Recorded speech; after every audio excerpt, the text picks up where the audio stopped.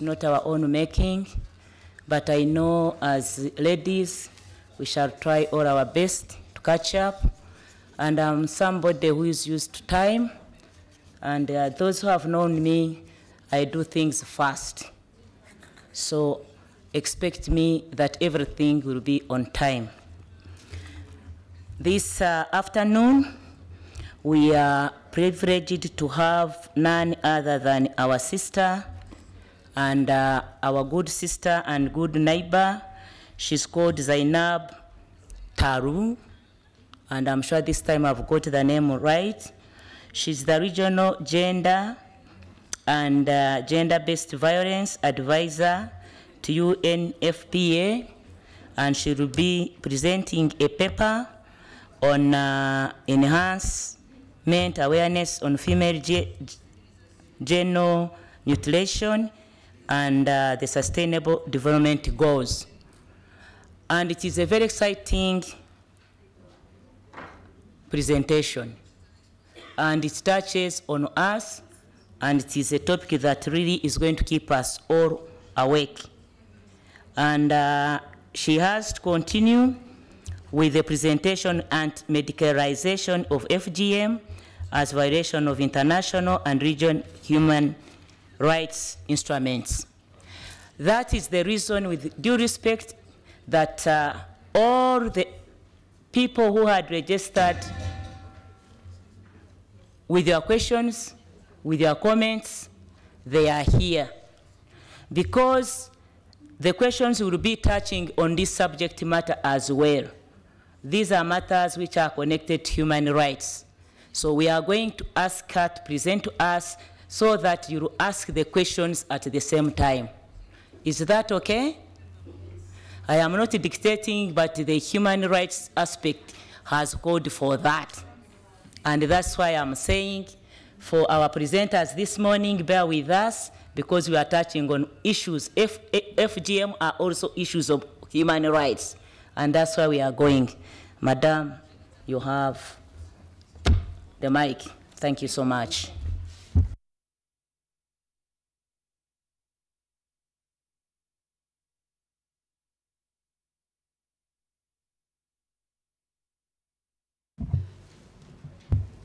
Thank you so much. I think the presentation is on the screen. Good afternoon, everybody. This is a challenging time indeed, first day. Some jet lags and after lunch. So I will try to be brief and on the dot. Actually, it's a good time as well because I can just I can just agree with what the previous speakers have said and save time.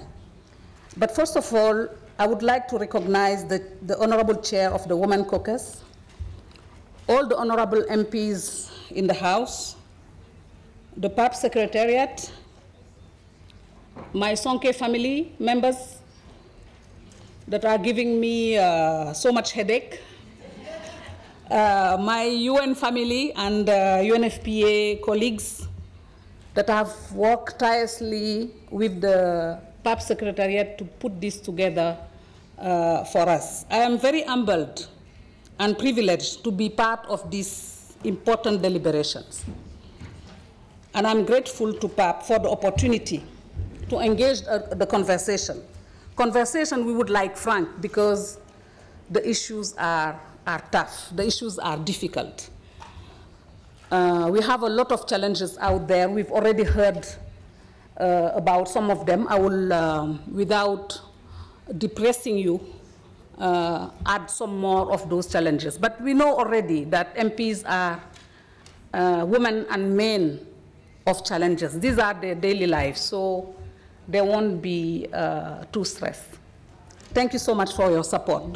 So the first topic I would like to touch on will be around the SDGs. The SDGs are ours. Some of you might have been part of the development of the SDGs, the deliberation, and the adoption. FGM being one of the, how do we operate this? Huh? on my next? Okay. So I will skip the outline. You will have the presentations, I guess. Yeah, it's yes, thank you. So just a quick definition around FGM, to be on the same page. I know most of us know what FGM is, but just bear with me to remind ourselves the definition that we are having from the World Health Organization, which is the woman body when it comes to health matters. FGM refers to all procedures involving partial or total removal of the external female genitalia or any other injury to the female genital organs, whether for cultural or non-therapeutic reasons. You've heard it this morning. It is estimated that 200 million women and girls are affected worldwide. 2 million in Africa, 6,000 every day, 64 million girls at risk by 2030 if nothing is done. And we've heard it. Previously, the procedure was done on girls, on women in some countries, but now the procedure is done on infant. And it was done when women were about to be married in some cultures, and done by traditional practitioners. But today we are hearing about medicalization. It's not a good thing. We have some doctors and some midwives, some health professionals that are performing FGM. And I'm putting it through to you, honorable members of MP. There are things to be done around. How do they do that? They use anything sharp, from knife to scissors to razor blade to broken glasses, any sharp object. I have skipped some of the pictures that are a bit graphic, so I did not want it in this beautiful afternoon of our deliberation to bring those pictures to you, but we need to know what we are talking about.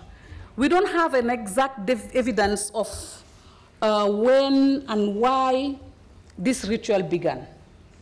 Some theories are talking about ancient Egypt. You will see in some of their script or their picturing some of the practice. They are talking about ancient Greece, Rome, pre-Islamic Arabia, and Russia. But the point I want to try to make here is we need to delink FGM from Islam, because in many occasions, in many settings, a female genital mutilation is automatically linked to Islam. We have Muslim countries, we have Muslim communities that are not practicing FGM. We have other non-Muslim communities practicing FGM. So it is nowhere mentioned in the Quran or in the Hadith, and it is not required by any of the religions that we know. It is practiced by a wide range of believers, being Jewish, Christian, Muslim, even indigenous religion. It makes it difficult to respond to because of the magnitude. People are asking why? Why performing FGM? FGM is basically to control women's sexuality, because it happens where virginity is prized, and it is done to ensure marriability. If a girl in those communities did not undergo FGM, she's not a marriage material, let us put it that way. So parents are performing the practice to make sure that their daughters will be married. In some places they will tell you it's a rite of passage. It is differentiating the childhood to the womanhood. Anybody that is ready to be a woman should undergo FGM. Unless you undergo FGM, you are still a child, even if you are 20, 30, and so.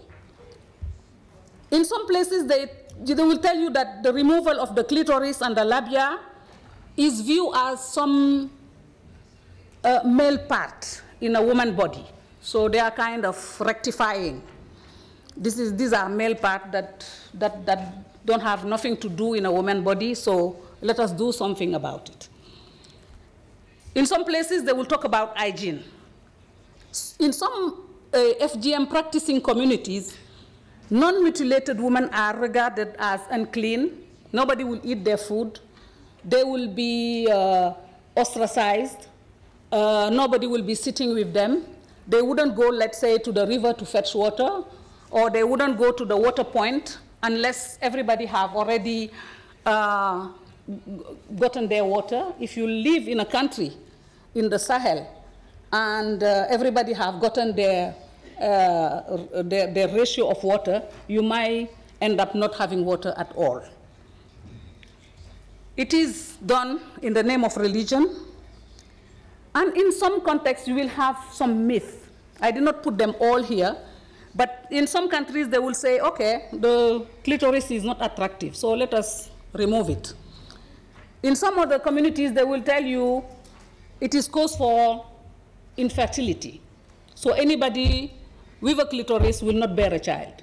So let us remove the clitoris. Or in the process of delivering the baby, if the baby touches the clitoris, the baby will be stillborn. This is how, in some communities, you will have mature women, pregnant women that are undergoing FGM. Though they will be resisting, and at a certain stage, the pressure is too much on them, they could not resist anymore. They will submit themselves to. So these are the 4 types. I am sure you are all familiar with them. The 2 of them kind of look alike. The first one is the excision. The second one is still called excision. But the type 3 is the infibulation, is the most severe type, whereby not only there is a procedure of removal, but there is a procedure of closing back what is left from the labia. So, how do we go about this when it comes to the Sustainable Development Goals? The Sustainable Development Goals, 17 of them, are paving a way of development for all of us, our continent, our world, our communities, our families. FGM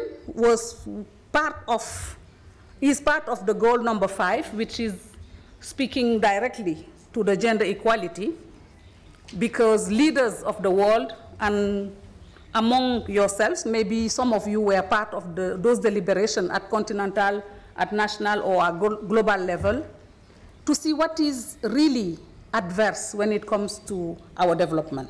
And some of these issues were put down.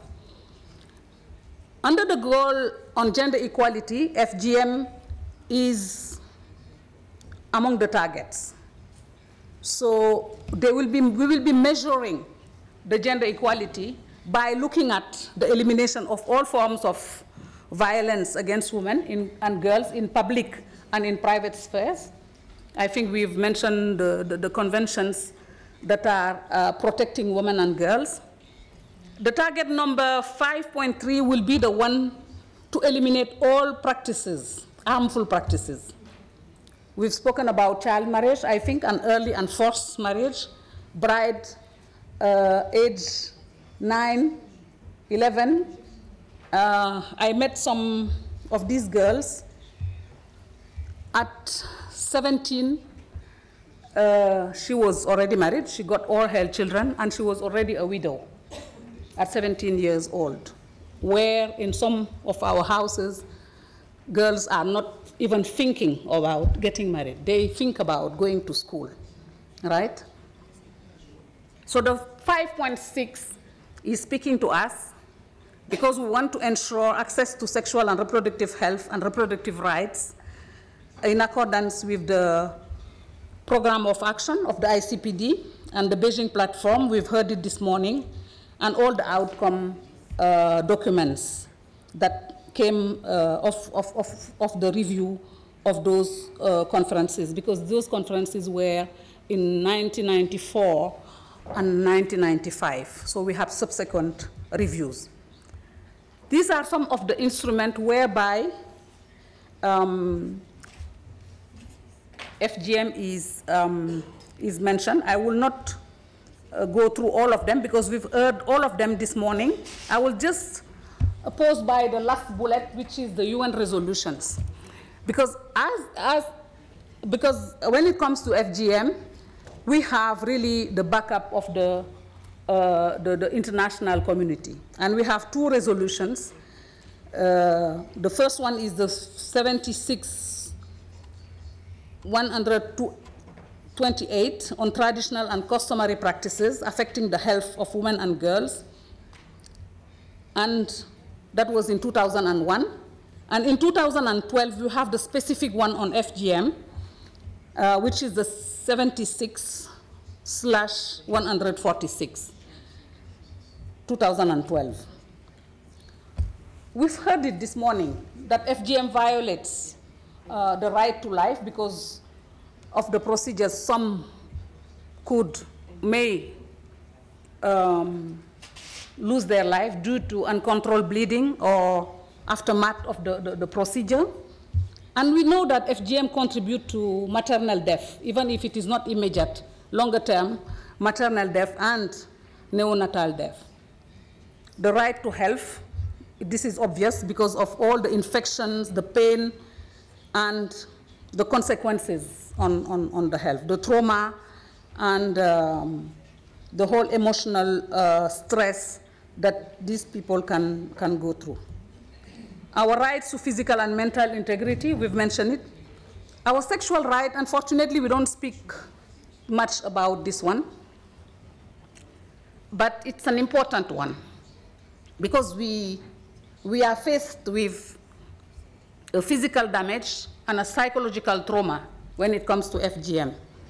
And obviously, the right to choose, because these girls and these women are not always in a position to choose or to decide. So it's a non-consenting practice. And the right to be free from discrimination, because if as a woman I decide not to undergo FGM, I should be having my role and my place in my own society or in my own community. But lately we have noticed that in some communities in Eastern Africa, not only women were discriminated, but even the husband of those women were discriminated in their own context and in their own communities. This is how it was reported that some of the women will accept to undergo FGM at a later stage of their life because their husband would like to run for political positions or administrative positions, but because they are married to women that have not undergone FGM, they were ostracized and they will not be able to run for those positions. So this is another pressure that will come on top of those women, and we've met them actually. Some of them, because the country in question had laws banning FGM, were taken to court and jailed because they subjected themselves and they were mature women. So there was no exciser to blame or no family member to blame, but they were the one to blame. We have some good news. Most of the time we are hearing that with this practice we are not making progress. It's a cultural practice. It's a traditional practice. We are using religion, we are using culture, we are using all kinds of argument to make this practice continue. But we are having some progress. It takes time, we agree with that, but we are having breakthrough. We have 24% of decline since 2000 worldwide.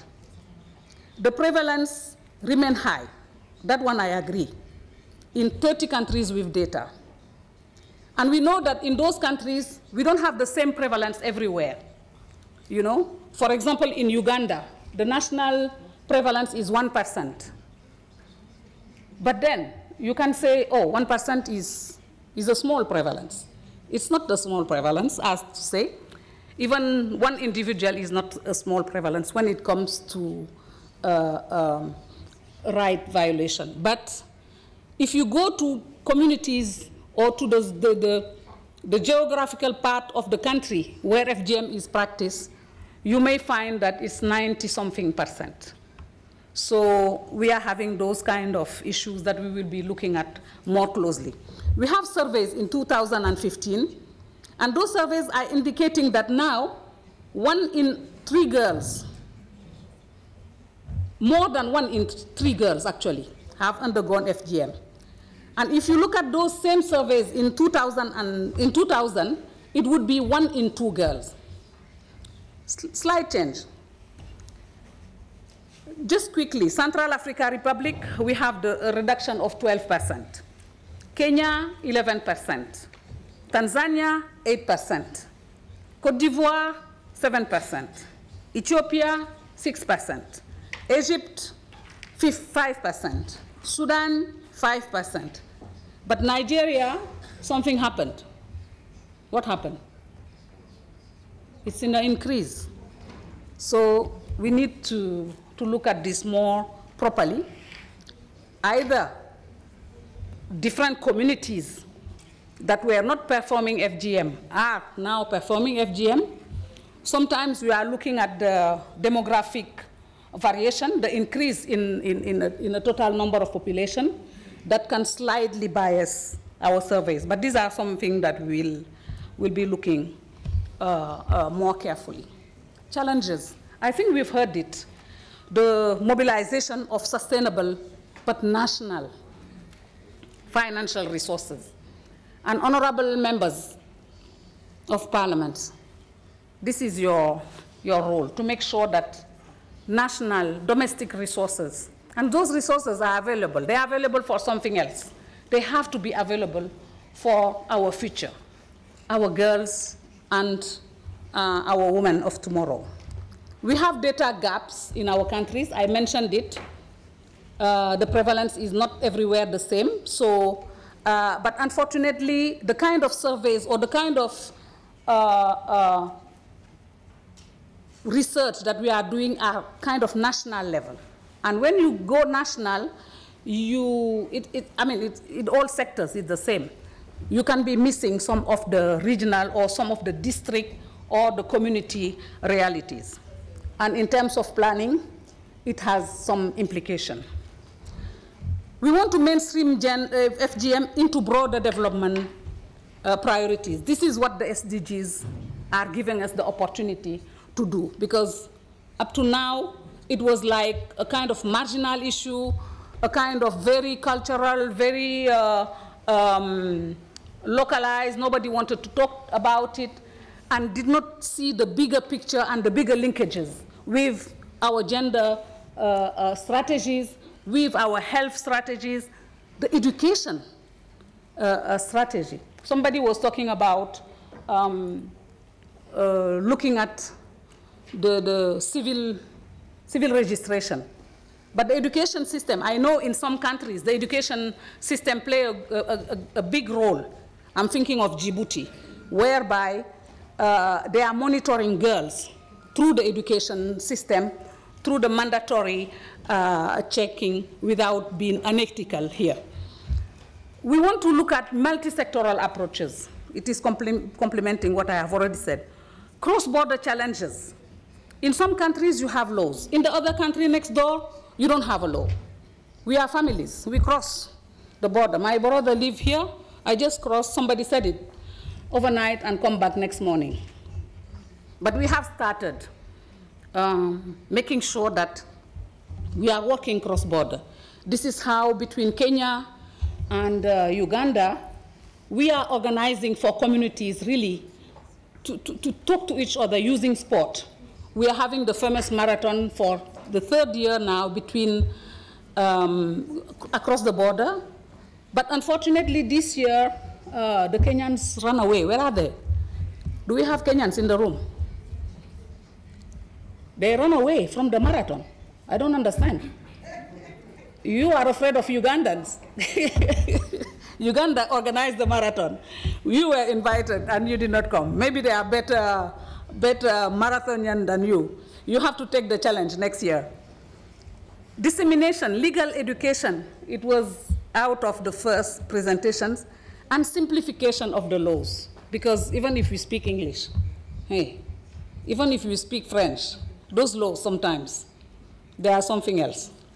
We need a simplification, and most importantly, the protection of the witness. You cannot tell the people out there, if you see something, come and tell me, without, I mean, it's not in our culture to begin with, but then it is difficult if there is retaliation or if the person is not protected. And safe houses for the girls or women that are trying to run from FGM. Okay, we go out there, outreach program, telling them it is not good for their health, it is against their rights, it's this and that. They try to escape, but then at the end of the day, they will be going back to their family house if we don't have those safe houses. High level and long-term political commitment, we've heard it this morning. We continue hearing it, and national and regional coordination mechanisms. So to conclude on this one, I just would like to reiterate something that was said. Legislation itself cannot do the job, but legislation can accelerate change when a process of community dialogue is in place. Because the legislation makes it clear that this state disapproves. But you cannot disapprove in one hand and not doing anything. It's like you are approving. So let us make sure that in our capacities, in our roles of MPs, the laws that we have, they don't have to be perfect, but whatever we have in our law can be implemented.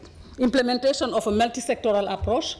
Now that we want the different sectors to be working together, the health, the police, the justice system, and the protection system will complement the legislation. And capacity building, this is what we are doing, of everybody, men and women, the NGOs, the civil society organizations, they are in the room, the faith-based organizations, the parliamentarians, key to what we wanted to do, and the state to fulfill their commitments. And again, mobilization of resources, not only global resources.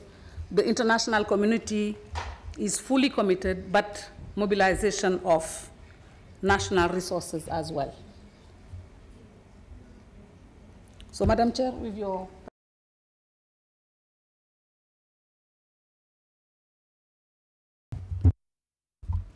You can proceed so that you discuss at the same time.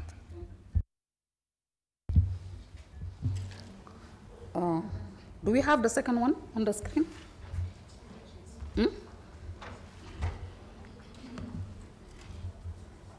Okay, so let me just then continue from here. It will be there. I just press it. Okay. Okay, this one is a continuation or is part of the first one. We've heard medicalization quite a bit since we started. I won't touch on the violation of human rights. I think it was well covered, but I will just pause on the medicalization, because this is an issue that we are starting to have in sub-Saharan Africa. For us in the UN, the medicalization refers to the situation whereby FGM is performed by any category, and really I would like to insist here, any category of health providers, whether done in public or private clinic, at home or elsewhere. It's not because the doctor comes to your house, perform FGM on your daughter or nieces, that makes it right. I was insisting on any category of healthcare providers, because I know in some of our countries we have the, what do you call them? The traditional birth attendants? Yes. Those traditional birth attendants in some countries are more or less part of the health system. Because if you remove them from your health system, in some countries, if you remove them, you are left with nobody in your personnel when it comes to the health sector. This is that bad. So we wouldn't like to leave them for community members to understand that it's okay not to go to the doctor, but it's okay to go to the traditional birth attendant. Anybody that is under a healthcare provider is not supposed to perform FGM. And it includes the procedure of reinfibulation. I will come to that. So what do we know about medicalization? We know that 18% of all women and girls that have undergone FGM in the countries, we don't have data for all the countries, I have to caution here, but 18% of those cases were performed by a health provider, a doctor, a nurse, a midwife, even a traditional birth attendant in some of the countries. But there are variations in countries. Some of them, we speak about less than 1% in a lot of countries. But in 6 countries, it ranged between 9 to 74%. This is huge. 74% and more of health providers performing FGM. We need to do more research because in some countries, and they are in the room, I don't want to single them out, the first thing they were saying is, no, it doesn't exist here, but we know that they exist because you have migrant communities bringing their cultures and their traditions and going to the health facilities. So these are some of the rates that we have. We don't have the information for all the countries because we are using their demographic health survey. Some of your countries are up to date when it comes to demographic health survey, but some are a bit kind of long overdue. Egypt, we are looking at 77.4% of medicalization. Sudan, we are looking at 41%. And Guinea, Conakry, we are looking at 30%. Kenya, we are looking at 19.7%. Nigeria, we are looking at 11.9%. This is huge. So these are the kind of type of health practitioners. Is it done by the doctor? Is it the nurse? Is it the midwife? Here we have in blue the doctors, and in red the nurses, the midwives, and other professionals. So if you have your countries on the list, you can just look at quickly what is happening in Egypt. Is 74% by the doctors. Kenya, it's less than 5% by the doctors. Guinea, it's 3% by the doctors, but you know, the rest is done by others, by the nurses and the midwives. Djibouti, 3% by doctors, and the rest, 20-something% of medicalization in Djibouti by the nurses. We have Nigeria, more than 10%, 11 to 12%, and Sudan, there is no doctor performing FGM. But I think the most worrisome case here is the case of Egypt, whereby the most cases are performed by medical doctor. And it is huge, and it's a real issue. So if we compare the daughters vis-a-vis the mothers, you could see that The mothers are in blue, the daughters are in red.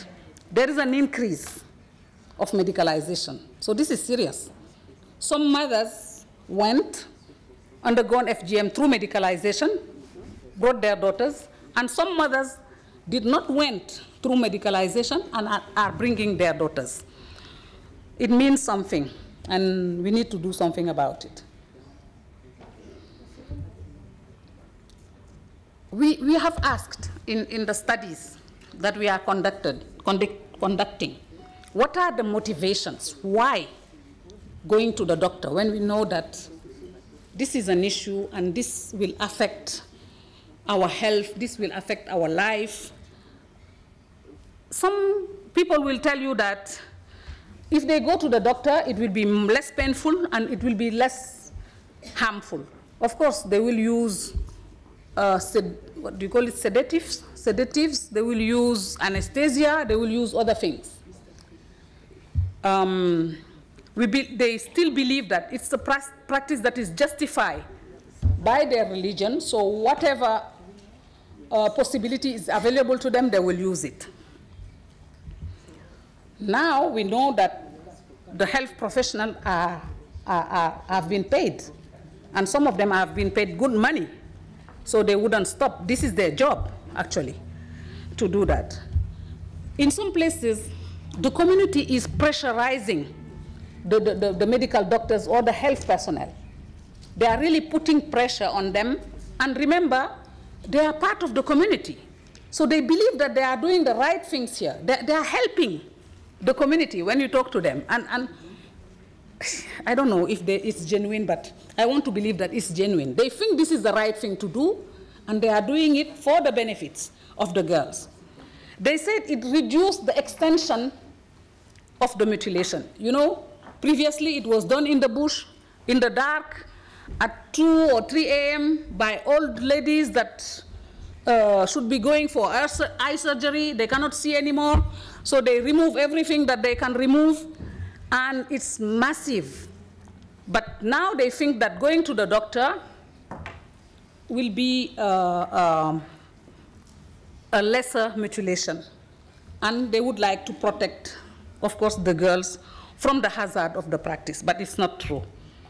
It has longer-term consequences. I do not even want to deal with the short-term consequences because they can happen, they can bleed. But the longer-term consequences are that we can have urinary tract infection, and we know what urinary tract infection can do. They can ascend to the kidney, and we can have kidney failure, and it's an issue. Skeloids, we know already.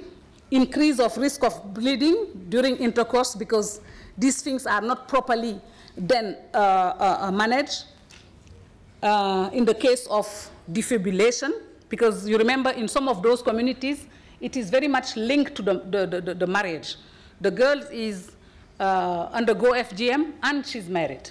So she's closed, if I may speak like that, and she's open. And this is the defibrillation, the opening, the reopening. The infibulation now is the reclosing of this girl when she delivers after pregnancy. Quality of sexual life, we know that it's a removal of and the damage on highly sensitive tissue, especially the clitoris, and it can affect sensitivity. And birth complication, we already know the incidence of cesarean sections, and if we know the reality of our communities, where is it possible to have cesareans?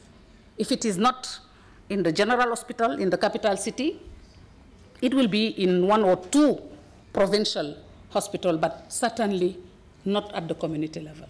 And we know the complication when it is a prolonged labor. I'm not talking about pain here. I'm just talking about the prolonged labor when the baby stays too long in the canal birth and cannot get out normally and properly. There are scars. And you remember, these are young people that we are talking about. We are talking about girls. We are talking about 13, 14, even less in the case of child marriage. So when there are scars, there are damage in the tissues. And we have what we call a fistula, and it is another gender-based ill health. And then the psychological consequences, I don't want to insist on those ones. Just to pause on the re-infibulation, I already mentioned it.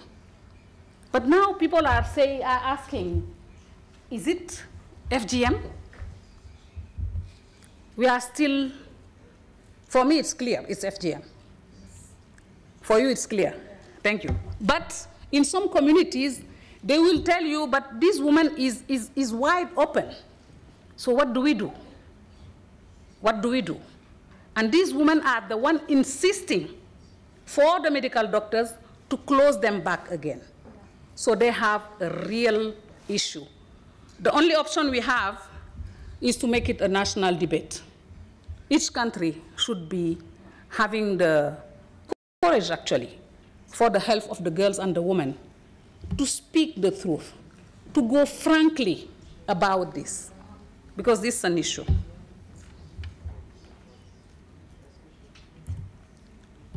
Medical ethics, yes.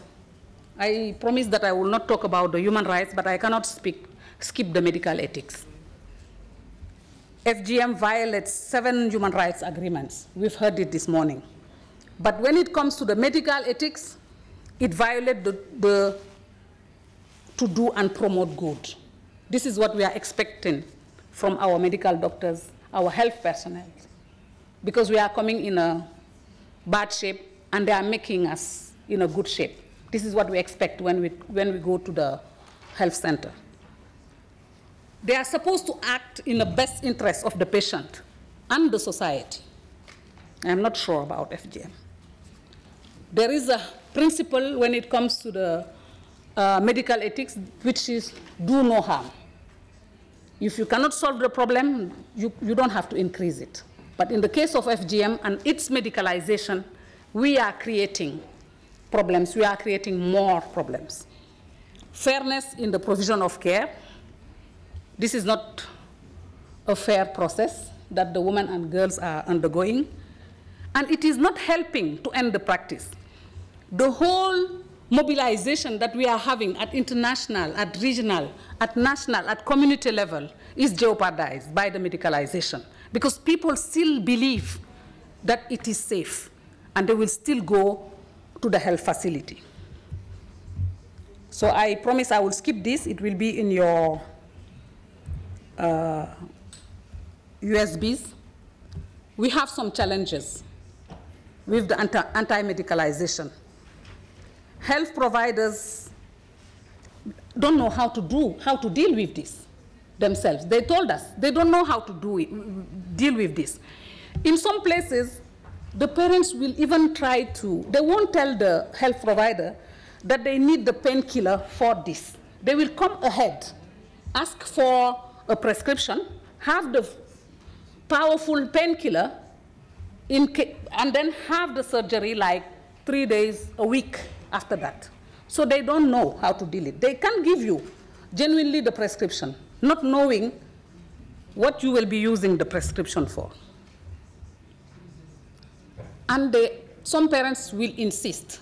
Money is on the table. We know our realities. In some countries, the health providers, the health personnel are not paid for 6 months.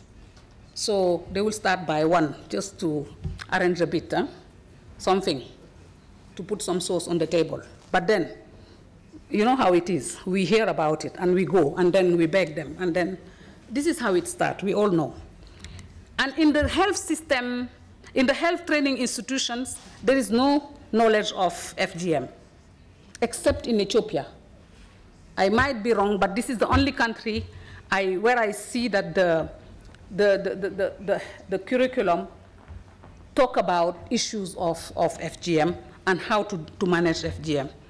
And lack of systematic cooperation between the key players at national level and at global level, community, national, and global. And the involvement of health sector regulatory bodies is insufficient.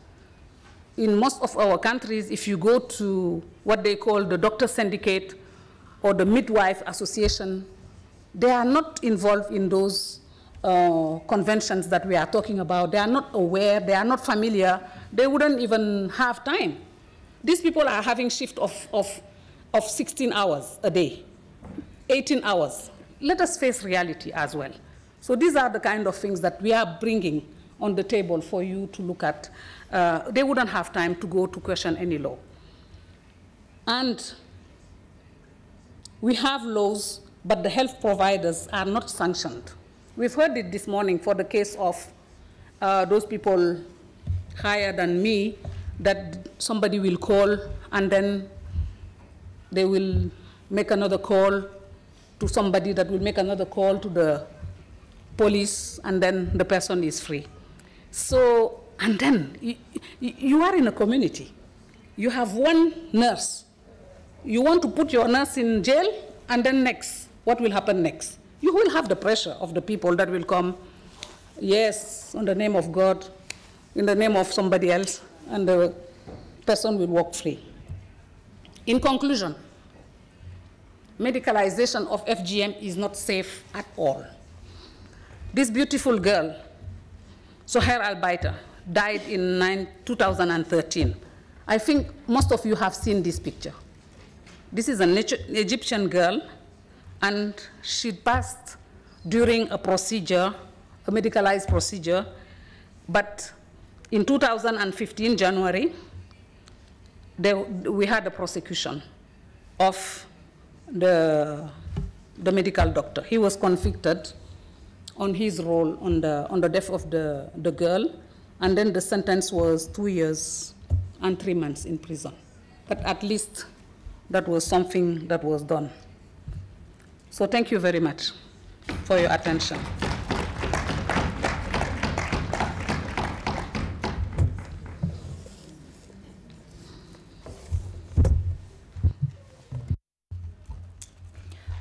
Thank you so much, Madam Zainab. It's good, and I'm sure everyone has been moved. I only want just to say that thank you so much. Merci beaucoup. Obrigado. Asante sana. Shukran jazira. Honorable members and our invited guests, I'm sure Madam Zainab has given us all that we wanted to know about FGM. She has covered all her 2 papers, representations well, extensively, and I want to declare that I am not an expert on FGM. I wouldn't want to distort your facts, which are well researched, and mindful of time, if it is within the interest of honorable members, and knowing and seeing your faces that you have many questions to ask. I would like that we go straight to the questions, because we have many that have been pending, and I know this is a topic of interest, and you have many questions to ask her. So I want straight to go into the questions.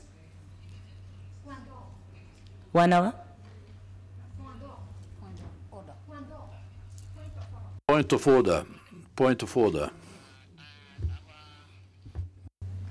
Vice President has a point of order. You have the floor. Yes. I thank you, Madam Chairperson. I have asked for a point of order just to speak about methodology, with your permission. We have objective number 3, which in principle normally will address the follow-up of the 2016 plan of action. And since every one of us will take the floor to be able to make comments on all the presentations, I think that we can also allow people who were present here last year during the conference allowed them to speak about the status of progress of the 2016 Plan of Action, so that we will not get back once again and we will finish once for all, since it is on the same topic. So if you could leave people take the floor, and at the end of their interventions, comments or questions, to add this issue, to address this issue of Plan of Action. And this will be more fruitful, Madam Chairperson. Thank you. Thank you so much. Thank you so much, Madam President. And I would like to take that advice. And on that, I wish to receive the first presenter from the committee of the women who were on the follow-up committee on of the 2016 PAP Women's Caucus on FGM. If somebody could give me the list of the members of women.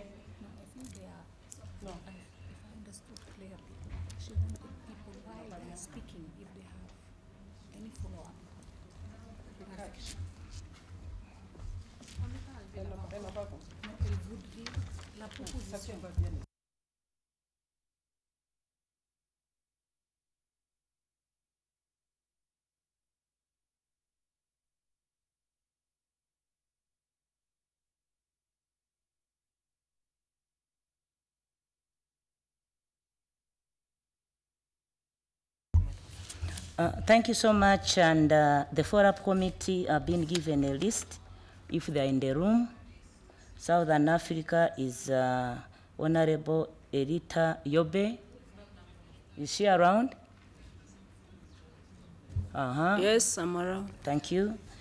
Central Africa, Honorable Asia Abo. Thank you so much.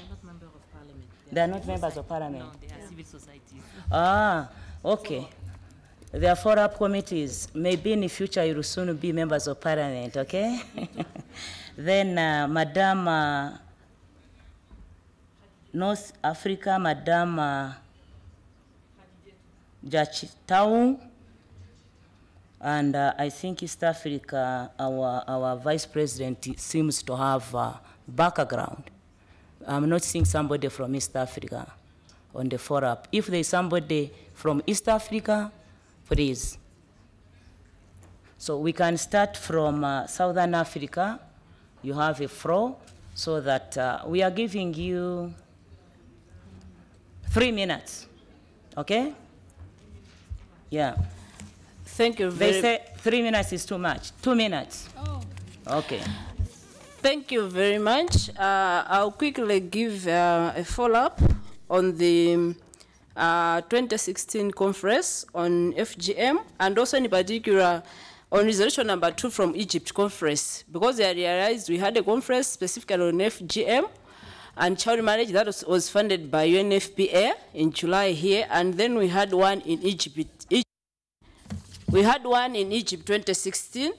On resolution number 2, we were supposed to disseminate and popularize Agenda 2016 and Maputo Protocol. So representing the following countries: Angola, Botswana, Lesotho, Malawi, Madagascar, Mozambique, Namibia, South Africa, Swaziland, Zambia, and Zimbabwe. I would say by 2016, 37 countries had countries out of 54 had ratified, as said earlier on. But in Southern Africa, only Botswana and Madagascar has not ratified, out of the 11 countries, representing 82% of ratification. And in terms of presenting situation of submission of state reports, under Article 62 of the African Charter, South Africa and Namibia are up to date. Malawi and Mozambique, they are led by 1 report. Angola led by 2 reports. Botswana and Madagascar led by 3 reports. Lesotho, Swaziland, Zambia, Zimbabwe led by more than 3 reports. And the status quo, most of the countries within the Southern Africa, they have taken legal and institutional measures to actualize the requirements of the Maputo Protocol. However, even if the countries have ratified the protocol, women's rights are still violated without perpetrators being punished. This is due to lack of dissemination of the gender-related laws that can promote women, lack of access to justice delivery system, lack of funds in legal aid to facilitate their work. Within Southern Africa, most of the countries, they are not practicing FGM, but I'm not ruling out that some are practicing maybe 1% or less than 1%. But in solidarity, since we are in this, within the African region, we came up with strategies that can... Half a minute.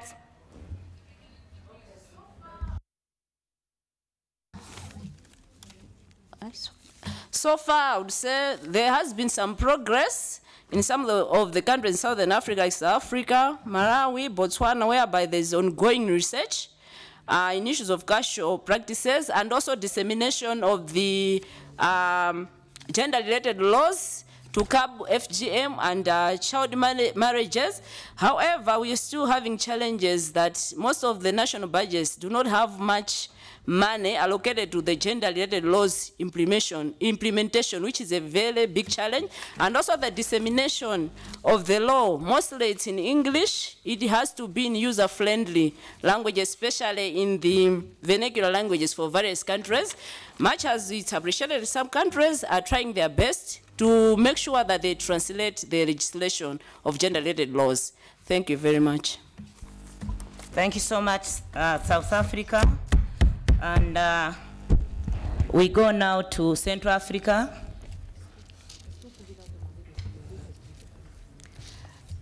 Central Africa. Merci. Merci, Madame la... I thank you, Madam Chairperson. Could we request the speakers to rise, to stand up? Thank you, Madam Chairperson. Madam Chairperson, we were requested to speak about the progress in the implementation of the Women's Conference to the stakeholders. These recommendations are aimed at the violations against women, and particularly violence against women. We are all parties to the convention relative to the fight against the violence against women, although most of them have not ratified. But many of these provisions should be implemented in those countries, and various legal frameworks in each country, such as on mutilation, early marriage, and production health. But since I do not have the information about all Central Africa, I will introduce the situation in Chad. In Chad, during these recent years, a lot of progress has been achieved in order to abide by the commitments made by the government at the international level, and particularly women empowerment. Now, as concerns the activities that have been carried out, we must commend the support of partners and NGOs who have assisted in finalizing our projects. The constitution in Chad supports the implementation and the respect of women's rights. So, in terms of FGM, we must set up the necessary policies. So, gender policy must involve all development partners for the integration of specific needs of women. We can mention here the adoption of Law Number 6 relative to the promotion of production health, which has allowed the creation of a Directorate for Health and Reproduction. This law, in its provisions, deals also the FGM. We must recognize also that FGM is part and parcel of the customs and traditions of Chad, and it is very difficult to put an end to them. And despite the efforts of the government, NGOs, several families still insist on practicing this violence against against girls with the law 06, the judiciary didn't have the necessary laws in order to put an end to this practice. So the penal code or law in Chad has just been adopted, and some offenses were not taken on board at the time by the penal code in Chad. So the penal code has taken on board this time the MGF, the FGM. And we know also that the female genital mutilations favor also or cause fistulas. And also the shouldering of people living with HIV. We also have several laws, but unfortunately in practice,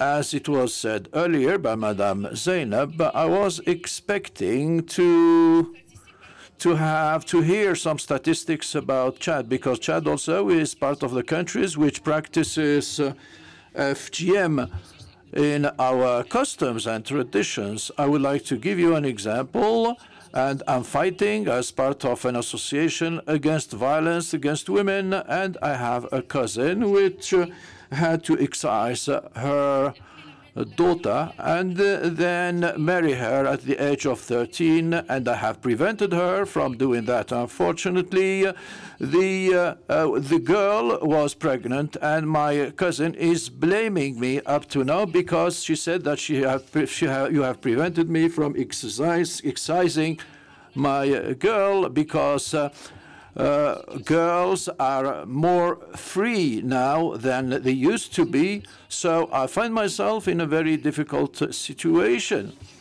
So I think that society condemns these sanctions or this prohibition because they say that years ago, that in the past, the girls did not use to know the men, and this is not the case now. So I think that there is a trend there which favors excision because on the historical level, an excised girl has less feeling than a girl who didn't incur excision. So it is up to now to look at the situation. Is it necessary to, do we have to, by preventing this practice, do we really limit the spread of mother girls? So this is a situation which I face very often, and I'm saying it, and I think that with the technology, with the new technology, and with internet and Facebook, girls become very mature from the age of 12 or 13. So I do not know the kind of solution that we can come up with together, because traditions have a great influence on little girls. Thank you. Madam Abo, now I call on North Africa, Jachiyatu.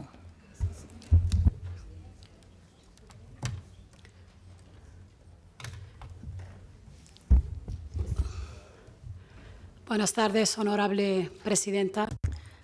Good afternoon, Honorable President. Good afternoon, everybody. I just wanted to have to reflect of something what we have spoken among ourselves in the follow-up committee. We have the problem as a group in our parliament, in our Pan-African Parliament, to do a follow-up of the situation of the programs that we have adopted in 2016. And this is because as a group, we have no direct communication with other parliaments in the countries. And this is a worry that we have expressed last year on the 9th annual conference. And this year we are saying the same thing. If we do not find a direct communication method with all the different groups and parliaments of women in all the countries in Africa, sincerely, I don't think that we won't be able to carry on having a proper study of the situation of how vulnerable women and children and girls are in our countries. Regarding North Africa, we also have this difference with other groups. In our follow-up committee, for instance, in North Africa, we have that mutilation, female mutilation is done in Mauritania, for instance. There are women's associations who are working to eradicate that traditional practice. However, they have no support from the government or from groups of parliaments. Please, one more minute.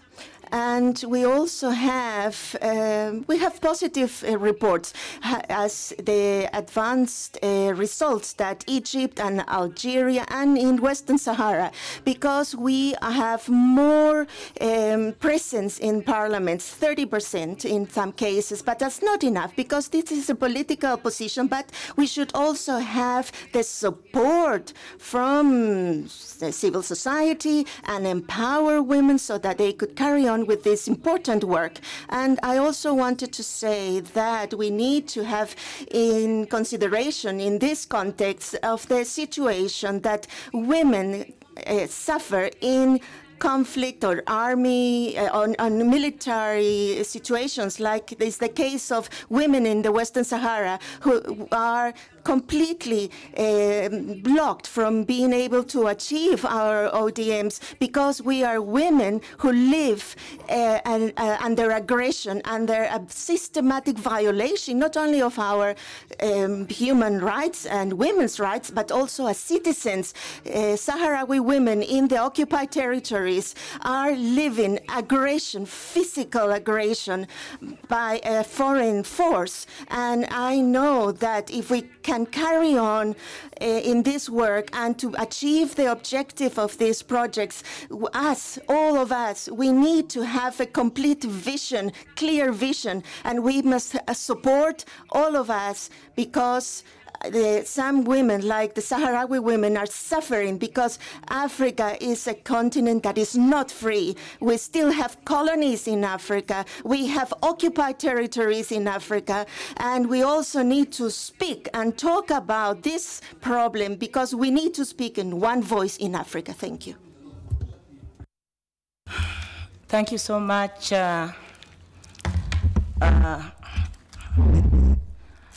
All that have presented the country reports, the regional reports. East Africa, we didn't have anybody because it seems that the person who participated in that finding is not here at the moment. And as you have heard, we are happy Southern Africa. Thank you so much. Your status report is encouraging. There is steady progress. As we have said, there is still room for more. Challenges are still there. And North Africa, our sisters, they need much help. As you know, members of PAP who have been here, our sister has been coming here. I think we should take it upon ourselves and see how we should help our sisters there. And from Central, thank you so much. You need also to work together. As women, what is wanted is for us to work together. And I'm taking it from the presentation from the North Africa, that if we don't bring this communication working together, as women, we are strong when we are together. As women, we are strong when we work together. As women, working together, knowing and tackling our issues together makes us strong, makes us to meet all our problems together. And on that note, as I said, I want to speak less so that we hear more from the rest of you. And this is now, I want to open for the questions, but if you don't mind, I would like to have the presenters maybe up here, the ones who presented in the morning. They need to come and they'll be answering the questions. We are short of one chair here. There were 2 presenters here, and it is my pleasure to invite you here. There are 3. There are 3. Yeah, there are 3. So they'll answer from that side. They can answer from there. Yeah, or one can answer and go. If they are comfortable to answer from that side, I don't know. Okay. I understand that they are comfortable to answer from where they are. Now, the question is, they will be taking, I'm going to read the questions. So I will start with 5. So they will be picking from the questions themselves. Because each of you, the questions are not saying that I'm asking so and so. So I'll pick somebody, the person will be asking who the question is addressed to. Is that clear? And the question must be straight, no preamble. Thank you so much, those I have said. 2 minutes. Your presentation was good, I have acknowledged it. We have 2 minutes. Are we together? Yes. I have done that one on your behalf. So thank you so much. Thank you for being within. Now, 2 minutes. 1 minute. Point of order, s'il vous plaît, motion. Point of order, Madam Chair.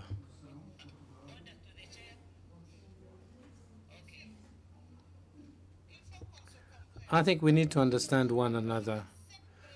We were supposed to listen to 7 presentations since morning. It is therefore important to give latitude to the honorable MPs to make comments as they please, because we've listened to 7 presentations.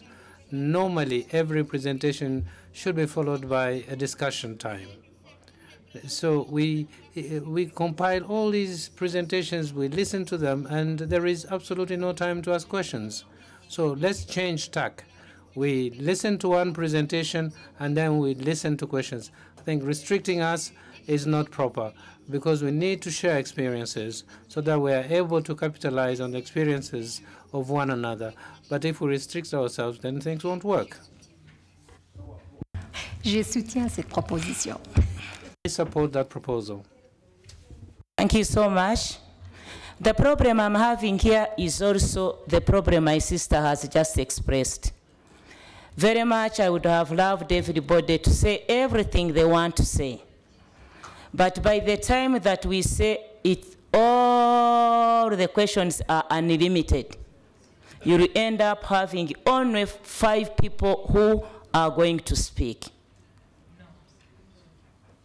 I am always a Democrat. But when it comes that issues of women, each woman wants to say something. And I've got here more than 30. Now, if I leave everybody unlimited, unlimited, I will not be doing justice. And the topics this morning are human rights. And one of them is to give equal opportunity to every lady who is here. So I must start with myself to ensure I'm gender sensitive. That 3 minutes. Isn't that fair enough? Consensus? 3 minutes. 3 minutes. Oui? Merci.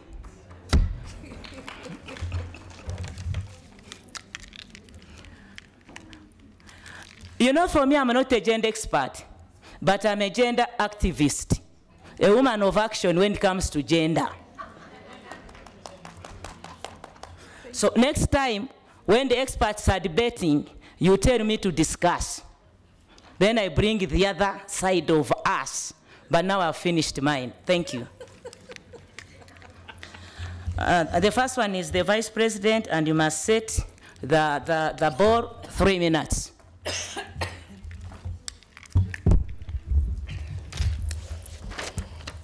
Merci, Madame la Présidente de la séance. Thank you, Madam Chairperson. 3 minutes, I think it's going to be insufficient, but I'll try my best. First of all, allow me to congratulate the President of the Pan-African Parliament and the Chairperson of the Women's Caucus for the wonderful job that has been done to ensure that we meet here in Midrand to exchange views over the 10th meeting of women. Let me start by saying that I don't have a lot of questions, more comments. That's what I have. First of all, equal rights, because when we talk about equal rights, if we revisit what is happening in our respective countries, it is clear that we need professional training. But in our countries, men have got a plethora of choices. They can be plumbers, electricians, and so on. But women and girls are restricted. We learn cooking, we learn pottery, we learn tiny bits of jobs. But what equality are we talking about when our girls are not allowed to train professionally, as is the case for young boys? So that is my question. I think we need to reflect upon it so that we understand what is happening in our countries if we want to talk about equal rights. Second item, I think it is the issue about ratifying the various instruments of the African Union. If you look at what is happening at the AU, only 21 countries have signed up to the Maputo Declaration. So what is the level of implementation and internalization of all these in our countries? Very little. So when living here, I'm going to make an appeal to my sisters so that we come up with a mechanism to help our countries ratify and sign the various instruments so that we know how to use these instruments, because they are prerogatives, and that requires that we we look at the number of instruments that our countries have agreed to, and we know what progress has been made. I think this is our right, and we know how best to use them. Third item, I think it is an appeal that I make to my sisters to ensure that we ratify the Malabo Protocol, because that protocol is going to help us a lot as parliamentarians to be able to legislate on issues relating to girls and our sisters. So I call upon you to help us so that that partnership is taken forward. I hope the 3 minutes are not exhausted yet, so that we can work with the parliamentarians at Pan-African Parliament, so that we can work together as women to make sure that our countries ratify the Malabo Protocol. We have only 15 countries who have signed up, and 7 have ratified. So we can't help our young girls and boys if we do not make sure that our countries sign up to the Malabo Protocol, so that we're able to legislate on issues that are of importance to us, including that of women. The last item, which is extremely important to me, and that is FGM, sorry. And I want to thank my sister Tal. I know her quite well, and I have to say that I've been working in this field for at least 25 years now. And I can say that my country is part of countries that promulgated a law in 1974. And the lady parliamentarians that you see here, we are 3, and 1 more who is the chairperson of the Defense Commission. I think we have worked tirelessly, and we are the 5 women who made the proposals of the laws that were adopted in Djibouti over the last 40 years. It's us who did it. And we help amend the law on genital mutilation so that it be applicable. And we also work on adopting children, because there was a problem in our country to adopt children. And we've also worked on another document where the issues of retirement were dealt with, because these issues, I think, directly touch upon women and children. So women can do something. They can promulgate laws, and we need to use these prerogatives. So what I want to say, Mrs. Zainabu, And I'm talking to you. I'm a bit surprised that in Djibouti, according to what we hear, that there are doctors who still practice this genital mutilation. But it does exist, I have to admit. But it's been 10 years that I'm not working in the health field. But there are problems. Sometimes when people are admitted to hospital, they can't give birth properly because of genital mutilation. So what we need to do then is carry out an exercise where we look at the situation in Djibouti, so we also can study the situation of children at school. So because we carried out a survey in schools together with UNFPA, and this is what allowed us then to determine which are the children who have been the victims of genital mutilation. Now, with the survey that we're doing, are not proper because they not touch the targeted people in the society that interests us. These are people aged between 18 and 20, because usually they go and deal with the kids, because those genital mutilations are usually done against kids who are younger than that, not 18. So if we want to demonstrate the real problem and the impact of mobilization that has been realized and the advocacy and sensitization, then we have to rethink the strategies for young girls and women. Thank you. The Vice President from Eastern Region, I've been told that every person from Eastern Region has represented us. Thank you so much. The next person is Honorable Hasina from Djibouti. Hasina, is she around? Yes. You are from Djibouti, she's from Djibouti, 2 minutes, 3 minutes.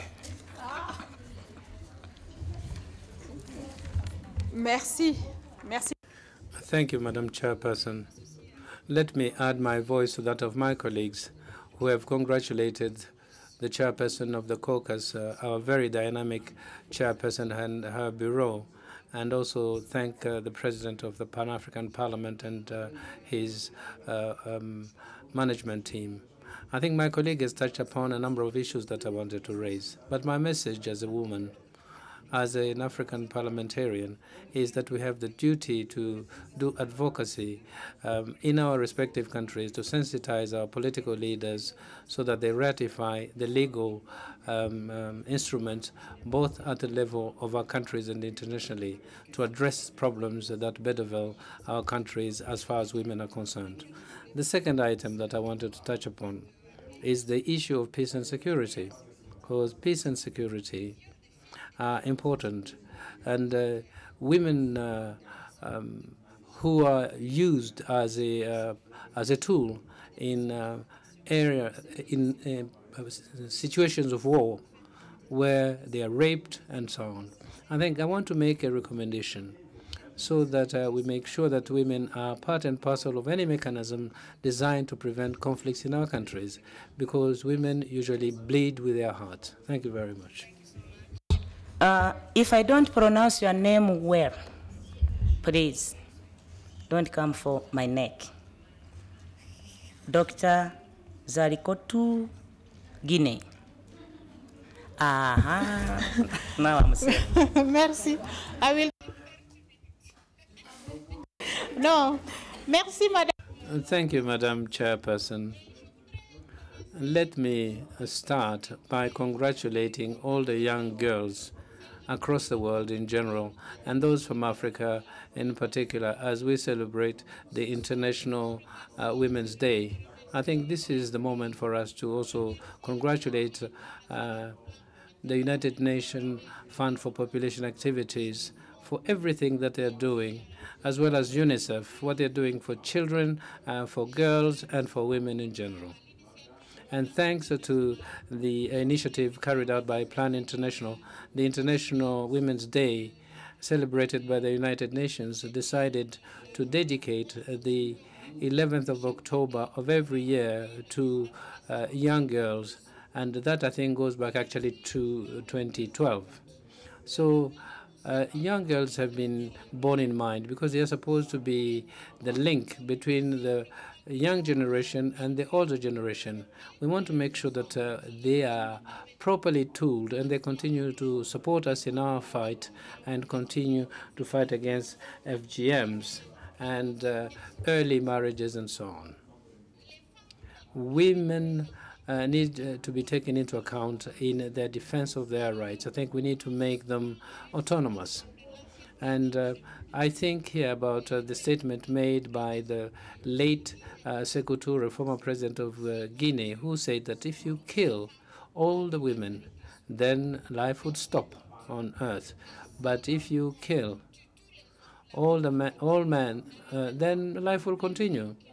Because women who are going to remain alive, some of them will be pregnant and they'll give birth to young boys and life will continue. But if you kill all the women, then they'll die with the kids that they carry in their stomach. That is why, in their womb, sorry. And this is why it is important that we bear in mind the fact that we don't have enough time. Others would have said more. I think we have to continue that fight across the board so that we win, even if time is not on our side. But if we don't win today, tomorrow we will.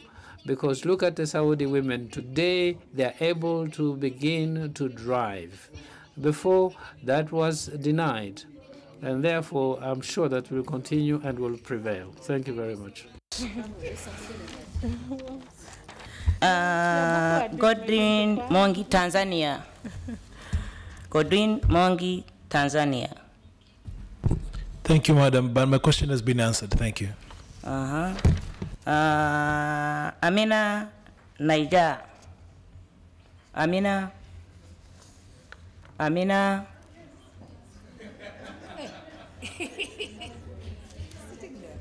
Thank you. Merci, Madame la Présidente. Thank you, Madam Chairperson. In turn, let me congratulate the chairperson of the Women's Caucus and her bureau for the perfect organization of this meeting. Let me also congratulate all the speakers for the quality of the various presentations made.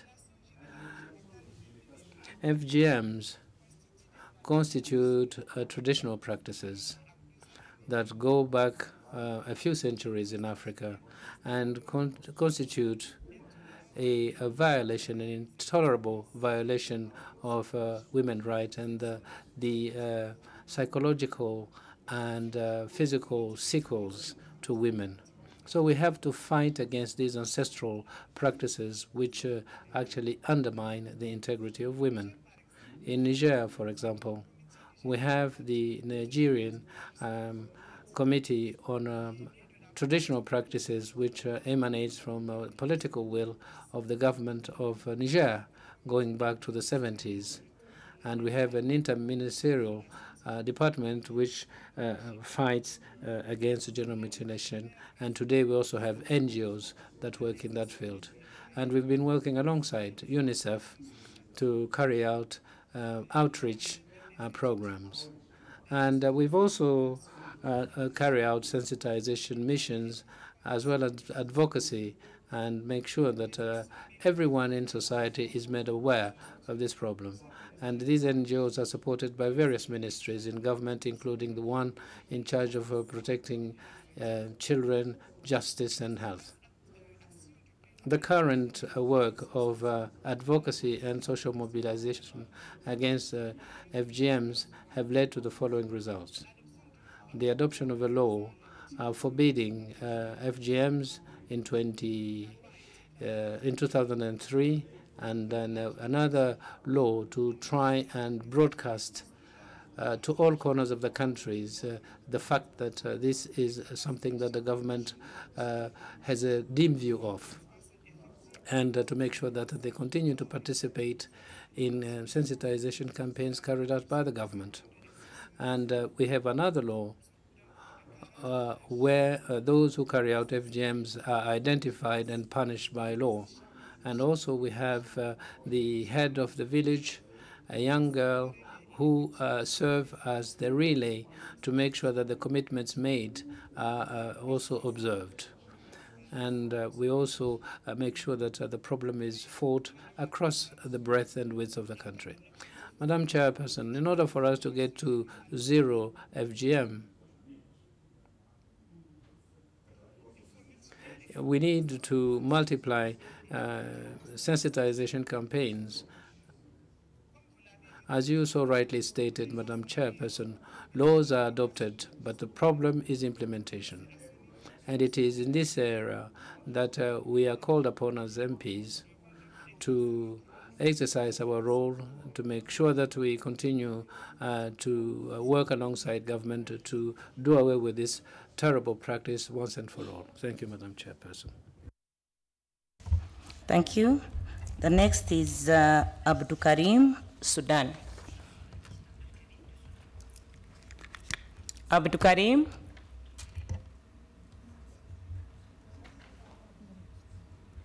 Merci. Bismillah, walhamdulillah, wassalatu wassalam ala Rasulullah sallallahu alayhi wa sallam. Thank you, Madam Chairperson. Let me thank you again, as was the case of my colleague, and thank you for the opportunity to participate in this meeting. And I want to thank the chairperson of the Women's Caucus, who's actually helped us in carrying out these beneficial activities that are good for both women and society in general. And we want to congratulate those who have spared no effort to make sure that they explain to us the various roles of what is happening on our continent.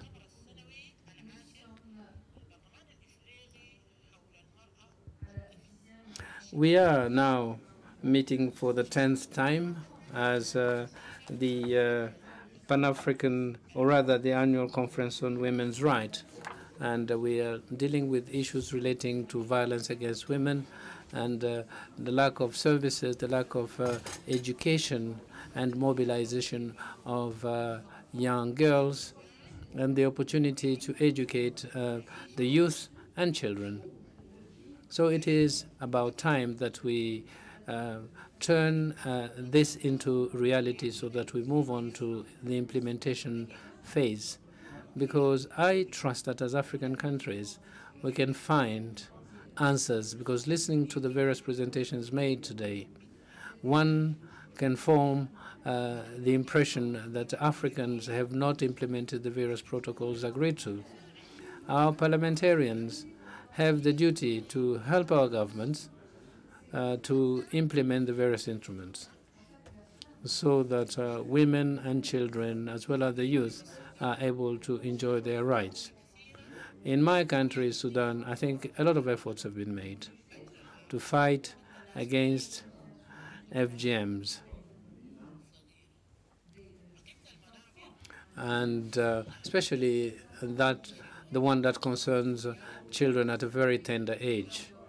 So we need to involve religious leaders as well as civil society leaders, so that we are able to come up with a law that forbids completely this abominable practice, which has become today a tradition, so-called. So I want to promise you that within 1 or 2 years, we will be in a position to come up with a law that protects young girls and those who are victims of genital mutilations, because it's got extremely bad impact on these young girls, as was stated earlier. Microphone, please. And I ask this question, isn't it about time that we began speaking about educating people? Because through education, through sensitization, I think we'll be able to translate our aspirations into reality, because when young girls are educated, they will be able to better understand the threats that they are confronted with. And how are we then to get to the point where we're able to educate our children to such an extent that we do away with this terrible practice, so that nobody else is subjected to this terrible practice? Thank you, Madam Chairperson. So much. Honorable Kasum Mali.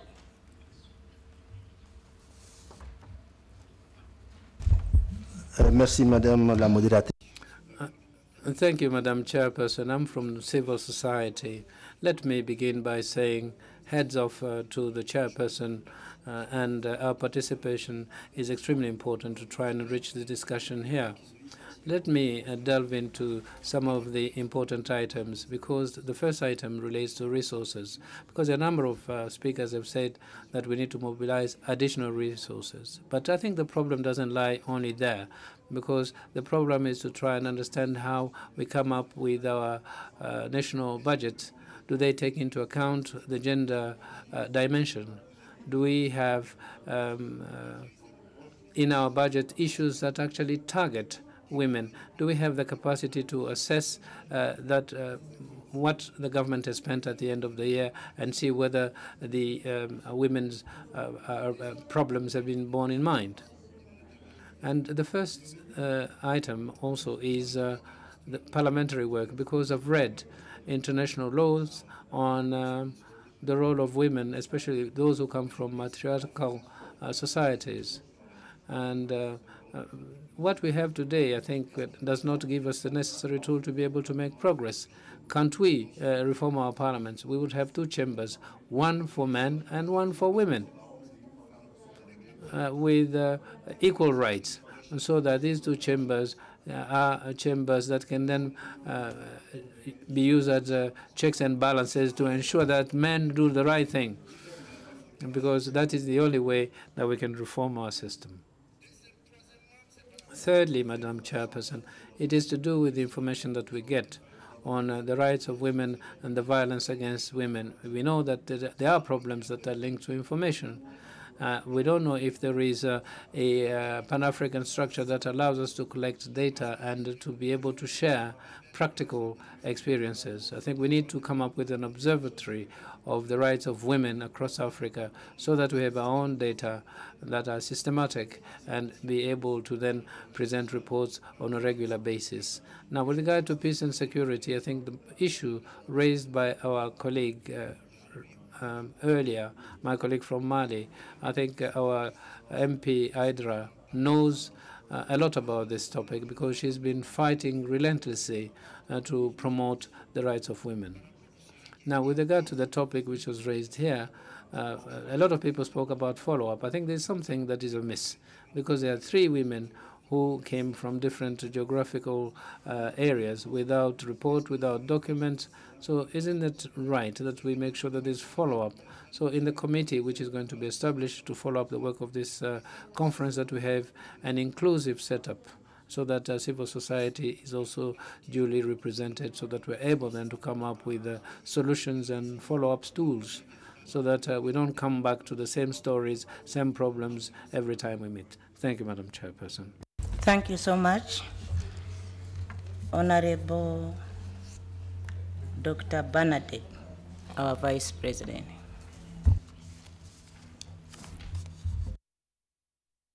Thank you very much, Madam Chair.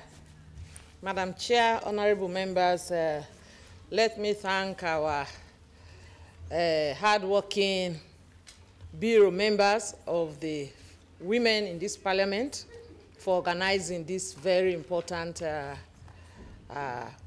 annual conference. And we have had very well prepared, eloquently delivered resource papers, and therefore want to thank them very much.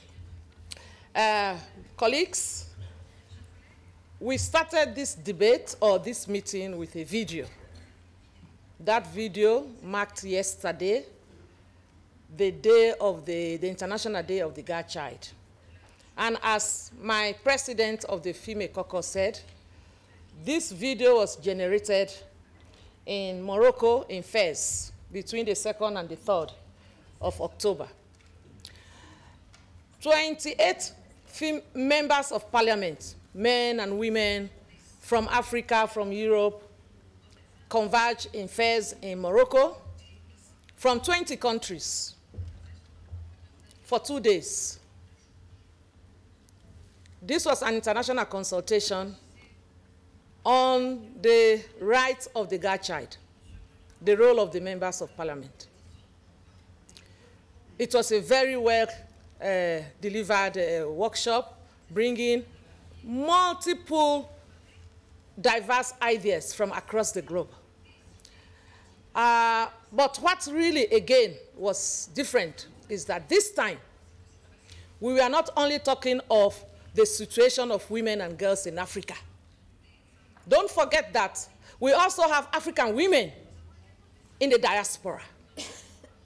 They have carried with them their cultures, their tradition, their practices, and everything, especially FGM, early marriage, and some, even for those children that are born in the diaspora that may not know Africa. They are bringing them back to Africa to perform the FGM on them and take them back.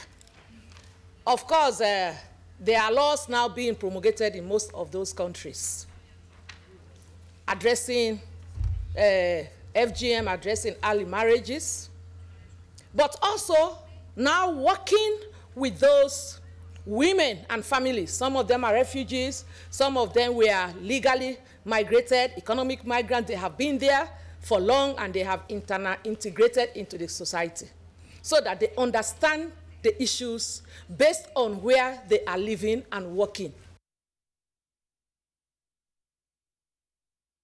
When we are now talking of this issue, maybe we should broaden our horizon, because it's not only now an African issue, it's also an African issue in non-African settings.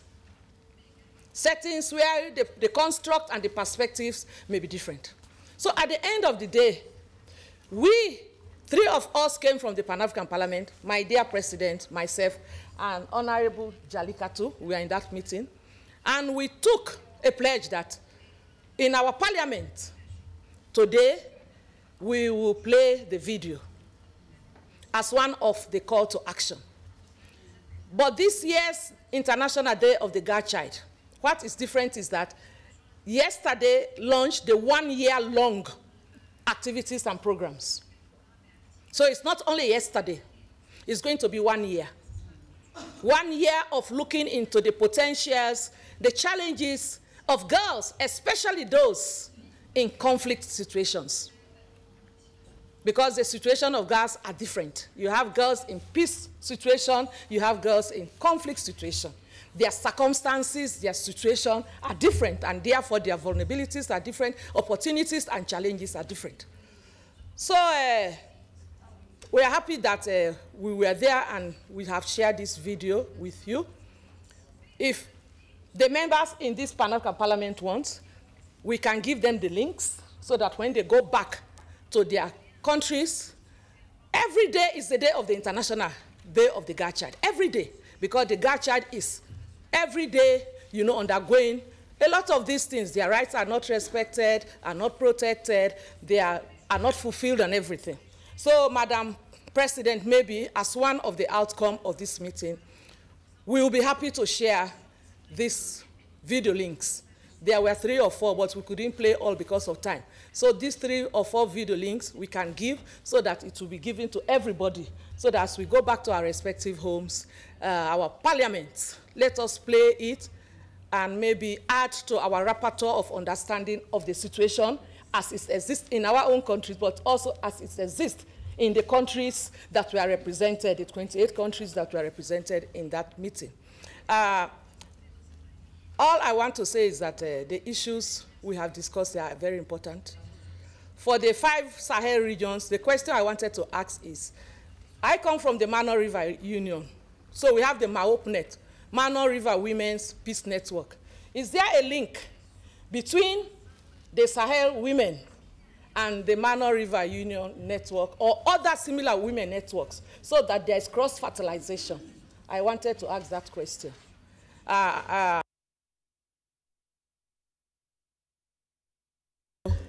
We shall add more. I don't want to keep the floor because the day is gone long, but I want to thank everybody who has spoken today, and we hope that we will take the actions from this meeting forward in a more practicalized manner. I thank you very much.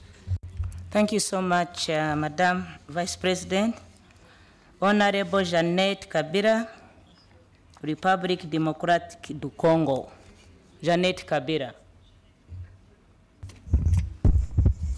Thank you, Honorable Person, for giving me the floor, and I would like also to congratulate our speakers, everybody who gave us a presentation. I would just like to start with the issue of female genital mutilation. If I understood the presentation of Madame Zainabu, I see that we are having a regression instead of a progression in the urban areas. I'm speaking under correction, I don't know if I'm right, but when I saw the statistics that she presented us, we are having a regression, and that is very bad. I know we have a message.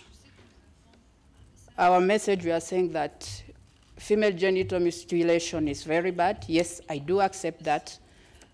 In my country, the Democratic Republic of Congo, I would say we don't have those practices, but definitely, as you say, if you have members from other communities or from other countries, and we definitely have a lot of people, maybe 3/4 of the African continent population from other countries are found in our country. So we might be having the problem. Definitely, we might not be aware of it, so I recognize that. But if we have the message, and we have the messengers, and we have the receivers, who are the receivers? Today we are the receivers here, but I think we should go further. We should look at the people in the rural areas, the women, the children in the rural areas. Coming myself from a local constituency, the rural constituency, we work with the people who are opinion leaders. And in this case, I want to talk about the local chiefs and their wives. I would therefore suggest, if possible, with our organizers, next time we organize this kind of conference, they are very important that we share good practices or best practices. I think it's very important that we invite the wives of the chiefs. It's very important. They have this local authority association, and we can talk directly to them. I know we do it when we go back to our constituency, but we can always share with them the information that we receive here. Because as members of parliament, yes, we go back and we talk to our constituencies, but I think it's very important when they see at what level of the continent this issue is very important. My last question or preoccupation is to Mr. Jilija, if I got his name right, and I'll just do it in French because he did the presentation in French. Chairperson, if I can take 1 minute more, thank you. Monsieur Jilija, comme on dit, vaut mieux prévenir que guérir. Vous avez évoqué tout à l'heure dans votre exposé les mâles qui rongent notre peuple dans la région des Sahel et presque bien sûr dans tout notre continent. Il s'agit de terrorisme avec comme résultat des viols et violences commises sur la femme, la jeune fille et les hommes aussi bien sûr. We have targeted attacks against citizens. Could you please tell us the real causes of terrorism in the Sahel region? I know that sometimes we attribute this to unemployment, youth unemployment. And in my humble view, I doubt this because in our countries we have high youth unemployment rates. But the acts of radicalization and violent extremism do not exist. We need to identify sustainable solutions, and it is necessary to know the real causes of terrorism on our continent. I thank you. Thank you so much. The next is the name, Dini Mauritius. The pronunciation is a problem, but that's the name. Bendini Mauritius. Is not there, okay? This one is Mnangagwa, Zimbabwe. Oh. Thank you, Honorable Chairperson. I would like to thank the Honorable Chairperson for Women Caucus and the caucus at large for working tirelessly in order to alleviate the plight of women. It is a violation of the human and the girl-child rights. Internationally, there should be a positive shift in thinking about female genital mutilation, primarily as a health issue. Imagine, honorable MPs, if it was ordered now for the doors to be closed and that practice done to us as MPs, how would we react to such a painful act? So I'm saying we should fight for eradication of this abominable act. In 1994 Declaration of and Program of Action of the International Conference on Population of Development, ICBD, strongly mentioned female genital mutilation and calls for an end and its effective prohibition. The real efforts to end FGM could solve the issues like ending of violence against children and women and confronting gender inequalities. In conclusion, Madam Chair, I feel appropriate and effective interventions to be designed to convince the local communities and create supportive society to break down this harmful practice and the eventual eradication of this undesirable and abominable practice. I thank you. Thank you so much. The next one is Nyirarukundo, Rwanda.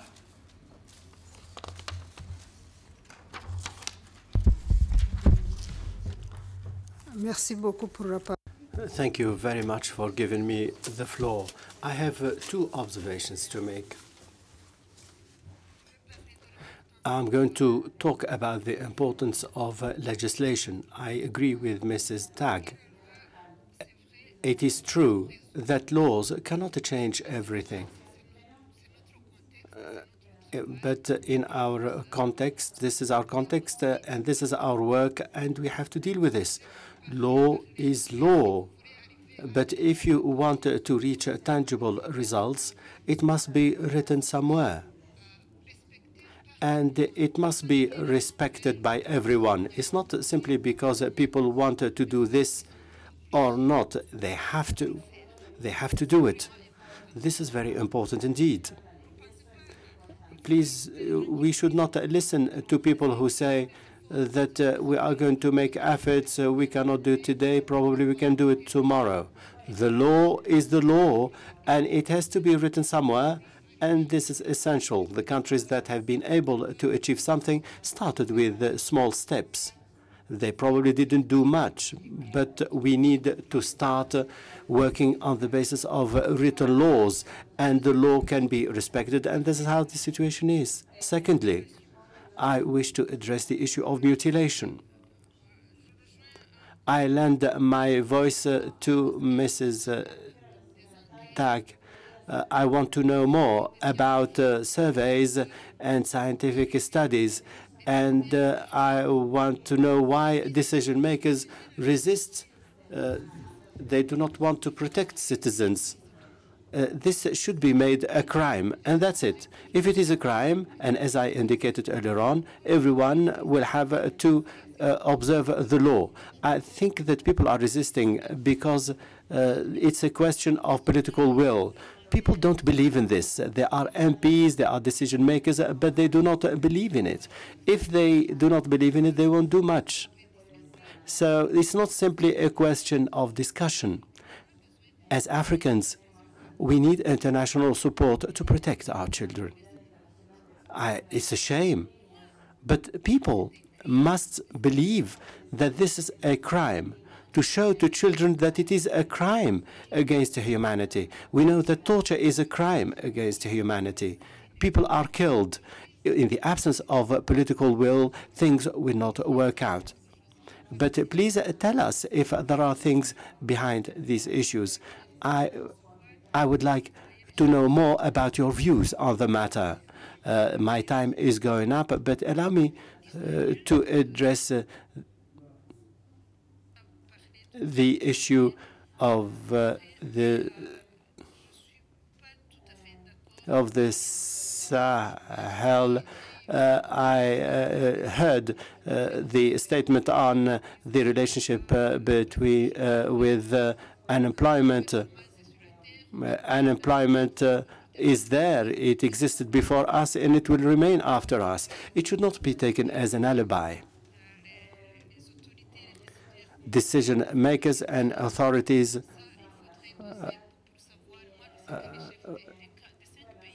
we need to know that efforts are made.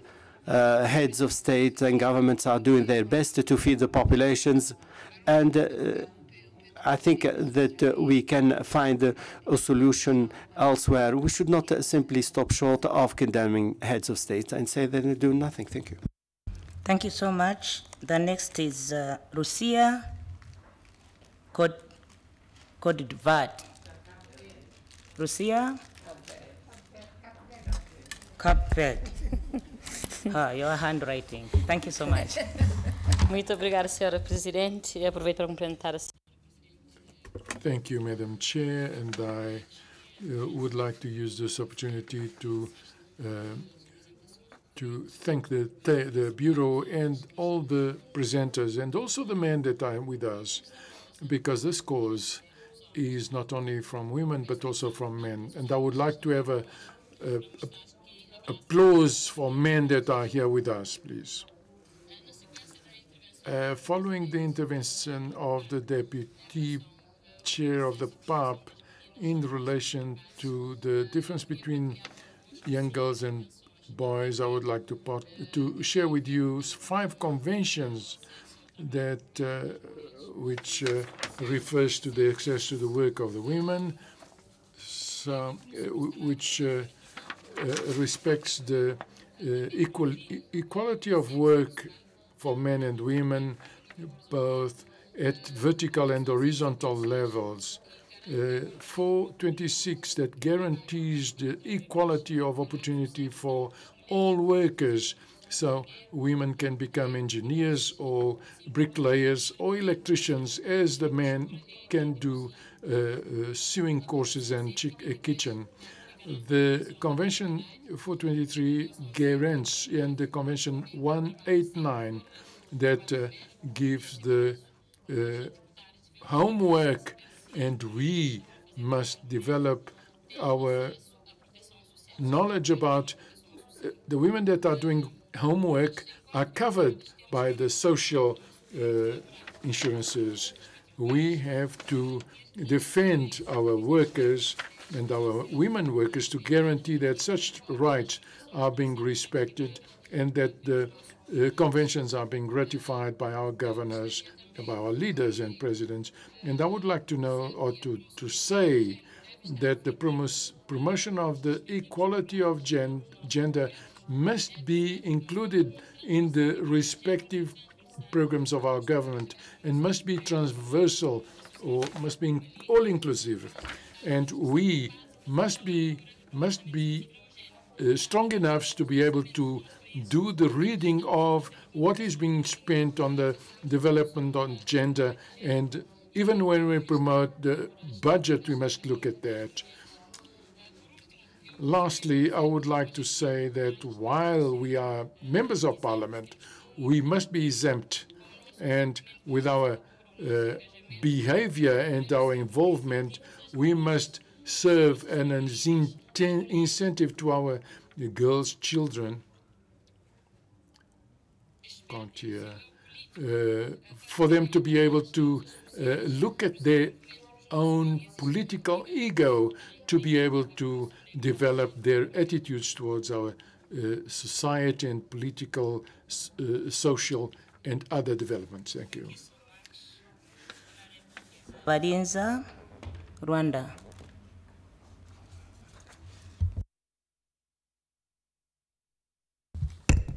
Merci, Madame la Présidente. Thank you, Madam Chairperson of the session. First, I would like to extend my thanks to the Caucus Bureau of Women's Parliamentarians for the good organization of this conference and the judicious choice of the experts. I hail the presentations made so far. They've been very rich indeed. Madam Chairperson, all women and all men should be happy about the steps made in our respective countries, given the results made. This is contributing to our development, to the development of our societies. I wish to seize this opportunity to share with you the experience of my country. Rwanda signed and ratified the Maputo Protocol. We implemented it. The reform of many laws accelerated the implementation of the Maputo Protocol. This Maputo Protocol has been translated in local languages so that we can extend this protocol among the population and women in particular. I also wish to share with you our experience in the area of justice and the promotion of women's human rights. The consideration of gender in policies and legislations has actually catalyzed sustainable development. The Constitution of my country of 2003, revised in 2015, refers to the human rights of women and reinforces the capacity of women. 30% of women are represented in decision-making organizations. They also have outcomes relating to legislation. The Forum of Women Parliamentarians carried out advocacy work. All the discriminating laws have been reviewed to favor women's rights. New laws are also introduced, and they are sensitive to gender equality. The law on succession was also revised in 2013 to give equal rights to men and women, boys and girls, when it comes to inheritance. There's also the question of gender-based violence, and this was addressed by the Forum of Women Parliamentarians.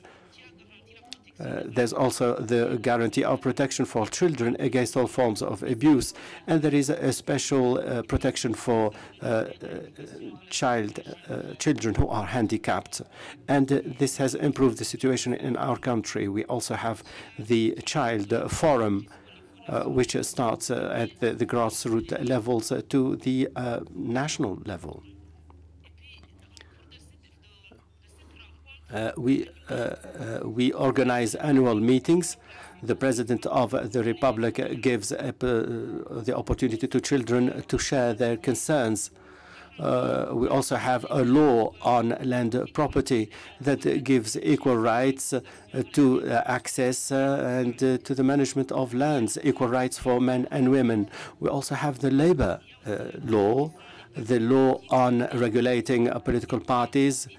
This prohibits all forms of discrimination against women's access to political parties and the free participation of women. There's also the organic law on state budget. This takes into account gender in allocating resources within budget institutions. The aim is to protect gender equality. We also have the organic law on relating to the penal code, which prohibits all forms of discrimination against women. Also, the organization of maternity leaves for women. There's also another law on protecting the family. Families are encouraged to enjoy social rights. I can say that in our Constitution, the minimum marriage age is 21 for boys and girls. All these laws are produced in the local languages to promote extension within the community, to reach out for women in particular. To reach these results, there is a cooperation between Women's Ministry, the Forum for Parliamentarian Women, and the civil society played an important role indeed. what I suggested to my sisters here is to work together to promote women's rights. I thank you, Madam Chair. So much. Our next is Swahaba Barongo, Tanzania. Thank you.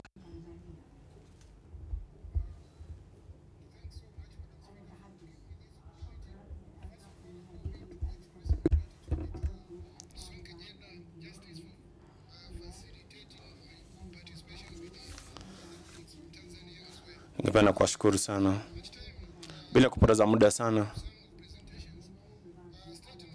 Nianze kwanza katika swala la kutokataa katika watu kupata watoto, elimu bora.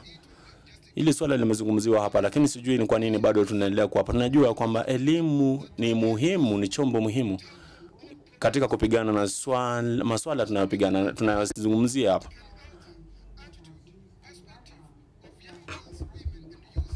Ni elimu pekee ndio inaweza kuhakikisha kwamba masuala ya ukeketaji yanapigwa vita vizuri sana, na hata masuala ya kupata mimba ya mapema na watoto kulazimishwa kuoleka mapema. Naomba sana ya kwamba wabunge mnapoelekea nyumbani muhakikisha kwamba mnaomba serikali zenu muhakikisha kwamba mnaweka mikakati ya kuweza kuhakikisha kwamba kuna elimu nzuri ambayo inaweza kupigana vita na haya mambo. Hata programu ambazo zinaanzishwa katika shule itaweza kuhakikisha kwamba tunafaulu katika masuala yetu. Kwa kuelekea tu swala lile la madaktari kutumika katika ukeketaji, ni la kushangaza ya kwamba watu wanaenda kinyume na matakwa ya kazi zao. Kama wanachama wa CSO na wabunge, inafaa tuweze kuzungumza na vikundi hivi vya wafanyikazi ili waweze kuhakikisha kwamba wanafuata taratibu zile za wafanyakazi, kwa sababu zote mbili zikiwa zinakiuka haki za kibinadamu. Kwa hivyo ikiwa tunashirikiana na wale wote ambao wanafanya kazi ya ukeketaji, lazima wafutwe kazi ama wafutwe katika vikundi vyetu. Ikiwa tutazingatia masuala tuzalia mbinu hii, itatusaidia sana kupigana vita kwa hii mbinu athari hizi. Na pia katika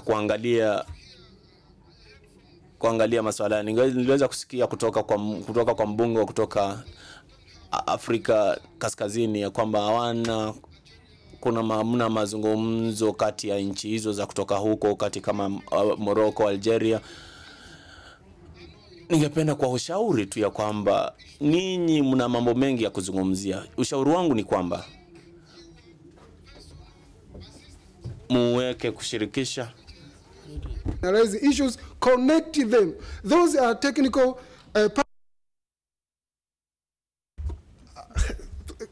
one more minute please to finish. If you connect them, they will make it easy to enhance your activities. Last but not least is issue of technology. We all understand that in Africa and urban areas in particular, everyone is having a smartphone. A lot of people having an access to social networks. Let us use them. The good thing is adverts about social issues like female genital mutilation, gender-based violence, and others, they are not taxed. So we don't have cost, thinking of paying for our programs to be aired. I think we need to establish a strategic relationship with these bloggers and other people who are operating YouTube with YouTube accounts, those who are popular in our areas, to excel. Thank you, Madam. Thank you so much. Cheptoris Charity from Uganda. Charity from Uganda. Thank you very much. Thank you very much, Honorable Chairperson, organizers of the conference, the previous speakers, and all the honorable members from different states of Africa. When we talk about FGM and child early child marriages, teenage pregnancies. These are very, very sensitive issues in Africa. And for me, my heart bleeds because these are things that are really happening to the young people within our communities. And of course, it puts a girl and a woman at a very vulnerable state because they suffer all the effects that some of the speakers have mentioned. I come from a practicing community in Uganda, and a lot has been done. I want to commend the government of Uganda for passing the anti-FGM law. But there are still challenges. The law is existing in Uganda, but the challenge is it has not been disseminated to the real practicing communities. It was passed in Parliament, but the community that really needs this, they have not yet received it. So I don't know what the honorable members are doing, because this was passed. I remember attending a conference in Senegal. It was passed in 2010, but up to today, nothing has been done. Okay, something has been done. I want to commend them for that, but still there is a challenge. I just want to request maybe representatives from Uganda and other countries that have passed the anti-FGM law to go back to their countries and translate the law into the local language. Let the people have it and own it. Because without that, we are not going to change anything in our countries. We have to make sure that we own this. The communities own it. And then the other issue that I wanted to talk about was the issue of teachers impregnating the students. This is really serious, not only in Uganda. I know we are from Africa, and this is common in all African countries. We have done something, capacity building on life skills and all that. In Uganda, through the support of UNFPA, we have established what we call the safe spaces in schools, where we want the young girls to air out all the issues. We train them on life skills, sexual and reproductive health. I don't know whether this is happening in other countries. But still, there are still the issues of negotiations between teachers and the parents. The issue has happened, but there are negotiations. What penalties have been put across for such teachers and the parents who are negotiating at family? Thank you so much. Number 0 from Uganda.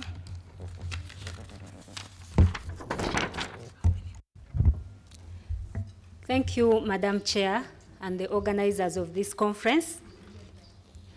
The medicalization of FGM and other changing trends of the vice, such as cutting infants, is evidence that the communities still believe that FGM is good for the women and girls. So this calls for an adjustment in the strategies aimed at fighting FGM, especially in the messages targeting communities.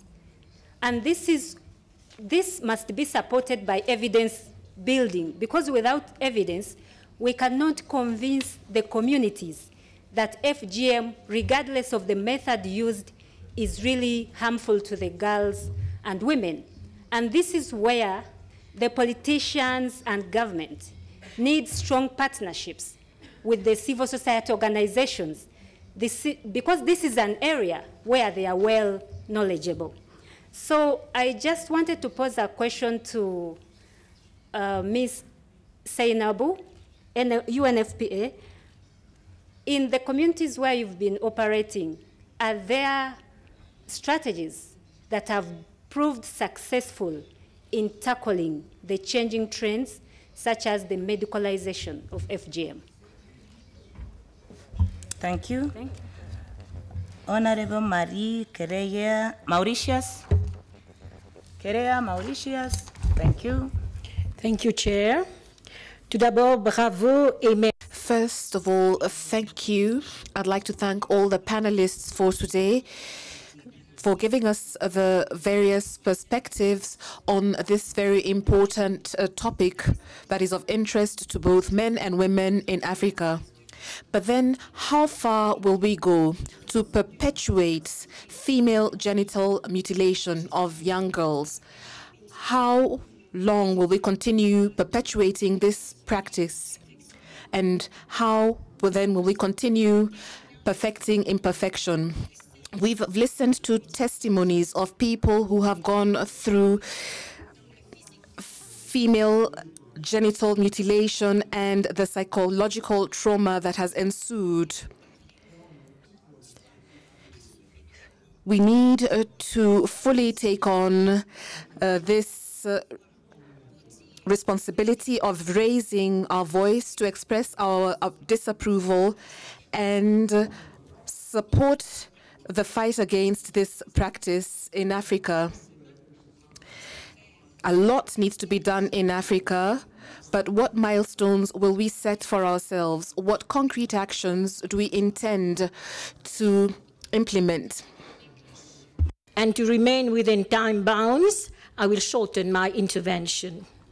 I refer to one of our speakers who talked about the horrible and ridiculous obstination of rectifying the male part of our female, beautiful and perfect body.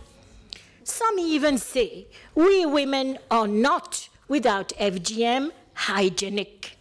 Are we women not clean enough without FGM? Yet our dirtiness does not frighten men, as far as I know. Isn't it, dear honorable men and women of this assembly? Despite our dirtiness, our body remains mankind's first place where life starts, and yet no baby gets infected despite our so-called dirtiness when we give birth. Indeed, Madam Chair, a gender ministry is a great step for many countries, but has it been enough to stop violence towards women in all its forms? And most of our governments fail through implementation and close monitoring of laws and decrees. And here lies our precious role as parliamentarians. I'd like also to refer to the first speaker on what she said on new technology wrongly used by our youth. 1 minute. In fact, Facebook is used not to expose our interior life, our internal sufferings. Our youth needs to be educated otherwise and connected otherwise for true and valuable causes, for human values, and not as instrument of the small screen. Let us make those who have not understood it yet that we should stop FGM and that they should go above tradition and religion, and that we should no longer try to go beyond perfection and try to modify female body in its purest and perfect form. We cannot undo the Creator's perfect work in trying to modify it with our narrow-mindedness. So let us walk together, raise our voice together for a better Africa. Thank you. Thank you so much. With due respect, the name, Jila Equatorial Guinea. Jila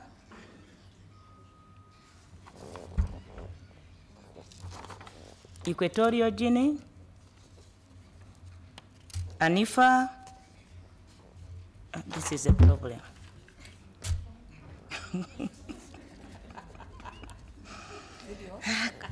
Yeah, there is a conflict of interest. Honorable Glorious.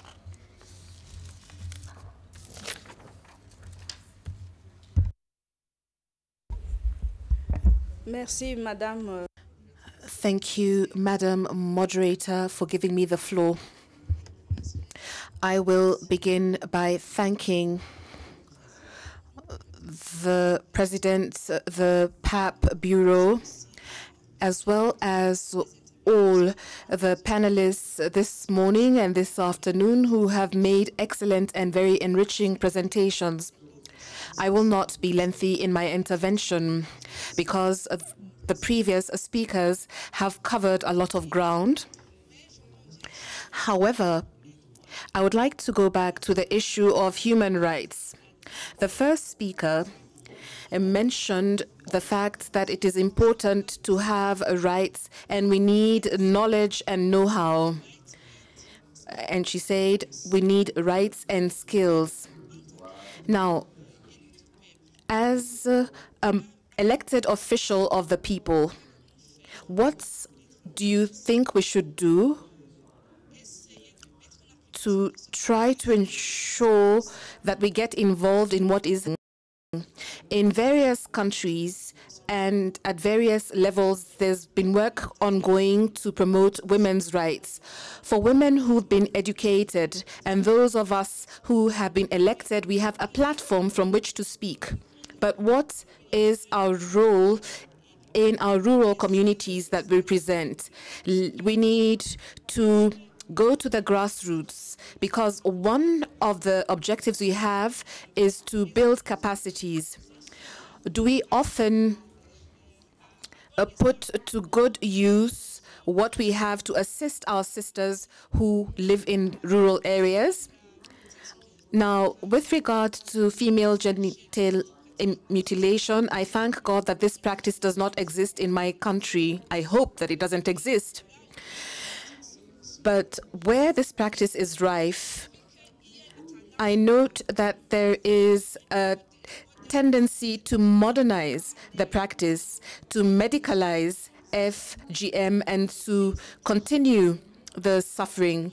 What strategy can we adopt to ensure that we curb this vice? What is the level of the involvement of religious and traditional leaders?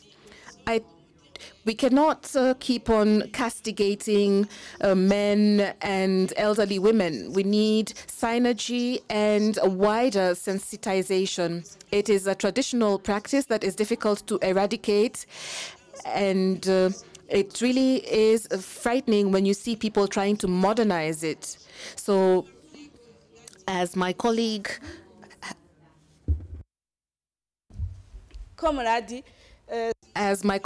stated, we need to mobilize domestic resources and not just depend on international resources. Women who have a voice need to speak out. And I believe that women's empowerment needs to be inclusive. We cannot go far if we work alone. We need to ensure that our male parliamentarians understand our cause. Thank you. Thank you so much. Before we go to our next speaker, we have tea outside. Please feel free. You go outside, you pick a cup, you come back here. Whoever wants to have a cup of tea, you can go outside, you pick a cup, and you come here. Some of us, our sugar levels, you know, they cannot sustain long working hours, okay? Thank you so much. Our next speaker is Ogana from AUPAP.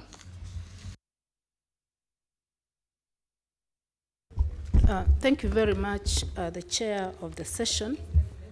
I may also congratulate the chair of the caucus and the vice presidents of Pan-African Parliament, the president for being present this morning at the opening of this 10th conference.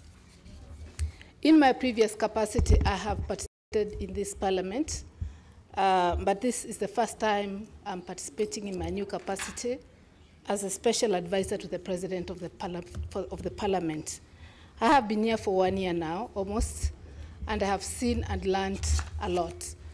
And specifically, I just want to take the floor to commend the four presenters, and also to say that in my previous capacity as the Director of Women at the African Union Commission, I presented the protocol many times to the parliamentarians, to caucuses, and to the conference and the Women's Committee.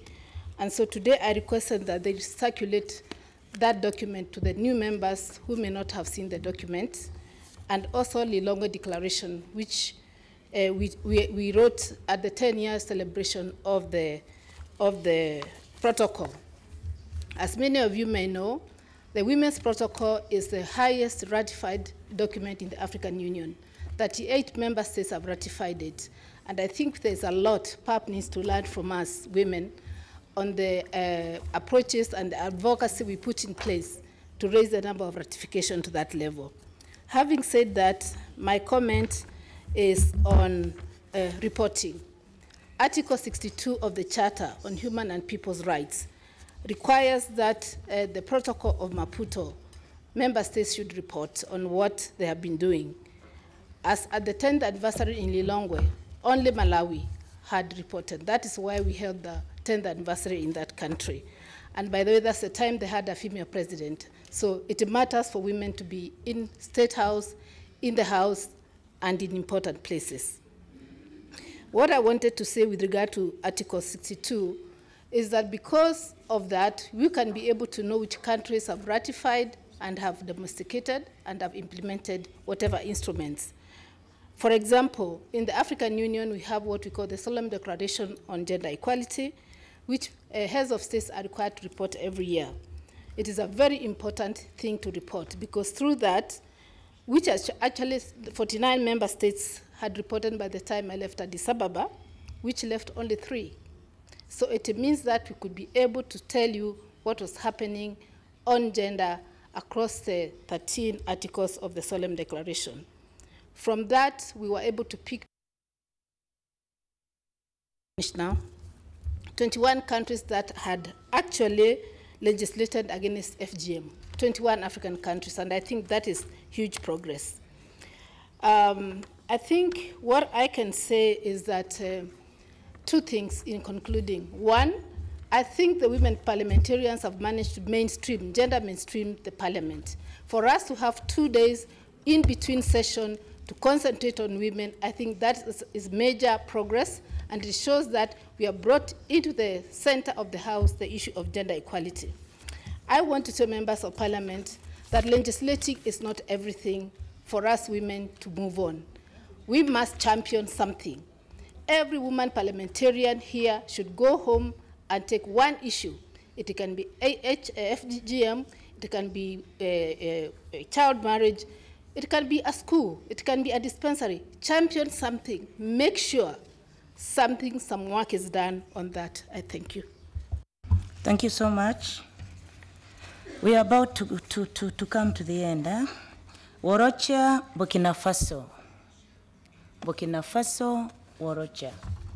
Burkina Faso, Burkina Faso.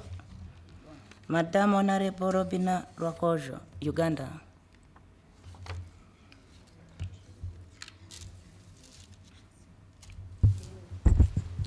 Thank you, Madam Chair. I would like to congratulate the Pan-African Parliament for coming up with this very useful meeting and for the issues that have come up.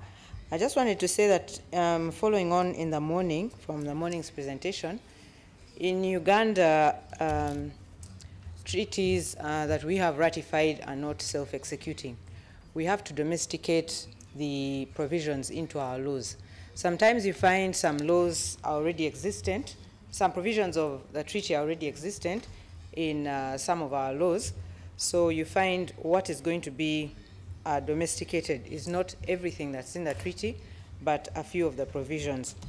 And this needs sensitization not only of the members of parliament, but also of the people from the relevant ministries, and needs a multi-sectoral approach. I also wanted to say that even when we have laws, it's not enough to have the laws. You must ensure that the law enforcement officers, like the police, for example, who a case is going to be reported to, and they'll look at it as a petty domestic issue, like if it's domestic violence or gender violence, the judiciary are sensitized so that those act as your allies in trying to curb this violence that comes out of provisions that were mentioned within CEDAW and within the Maputo Protocol. So without mass sensitization of the populace and of those stakeholders that are concerned, and without law enforcement, even if the law exists, it wouldn't assist us. So I'm calling for an effort on those two. The rest have already been dealt with. Thank you very much. Thank you so much. Mosamai Lesotho. Thank you. Thank you very much, Madam Chair, for giving me the floor. May I start first and foremost by expressing our gratitude to the presenters for their well thought out and enlightening presentations. I thank the chairperson of the Women's Caucus and the Bureau for creating a forum for leaders and representatives of the people to discuss these matters of great importance for improving the lives of their nations. Madam Chair, I wish to take this opportunity to share Lesotho's experience with regard to the ratification and signing of the Convention on Elimination of All Forms of Discrimination Against Women, CEDAW. Right at the outset, I want to state that Lesotho fully supports CEDAW and what it stands for. Nonetheless, we have a major challenge regarding some aspects such as succession to the throne and to the chieftainship. Madam Chair, Lesotho is a deeply patriarchal society, and therefore culturally, it is only a male child, a boy, who can be an heir or successor to the king, who can ascend to the throne when the king is incapacitated or if he passes on, or be a successor in chieftainship, even if he is younger than the girl siblings. The same thing applies to the issues of inheritance, and this practice is entrenched in the Constitution, which is making it even more difficult to deal with. As a result thereof, my country, Lesotho, has ratified and signed CEDAW with reservations in these aspects, pending a constitutional review. I therefore appeal to our development partners, UN, Family of Nations, and others, to continue urging our governments to double their efforts in bringing about changes intended to create just and equitable societies which protect the human rights of all of its citizens, women and girls included. In conclusion, Madam Chair, I would like to thank our male colleagues who have joined us in the discussion of these matters, which are commonly referred to as women issues, thereby making our struggle an uphill and lonely battle. May I, Honorable Chair, take this opportunity also to encourage our male colleagues to sign in for the UN He for She campaign, because that's the only way we can realize a meaningful progress in achieving the SDGs and the human rights for all. I thank you, Chair. Thank you so much. The next speaker, Regina Seychelles. Regina Seychelles. Thank you, Mrs. Chair. And I want to congratulate all the presenters for their very good presentation. And I want to make a referral particular to Honorable Anifa, who pointed out in her presentation that legislatures that punishes FGM can accelerate changes when a process of community change is in place. I view this as a good initiative. She also talked about medicatization, and I agree that it will not reduce the long-term with the organization working towards the elimination of FGM, and we view medicalization as a setback and a threat to the global effort being done to eliminate this harmful practice. Be it is for cultural or traditional or religious reason, it is not a good practice. As parliamentarians, we need to continue to educate our girls who would be future mothers, women who would be future grandmothers, boys who would be future fathers, and men who would be future grandfathers on the issue of FGM and its complications. They can all play a positive role in eliminating FGM, which has no health benefit, but brings about many health risks. The question is, what are the ethical and social dilemma of FGM?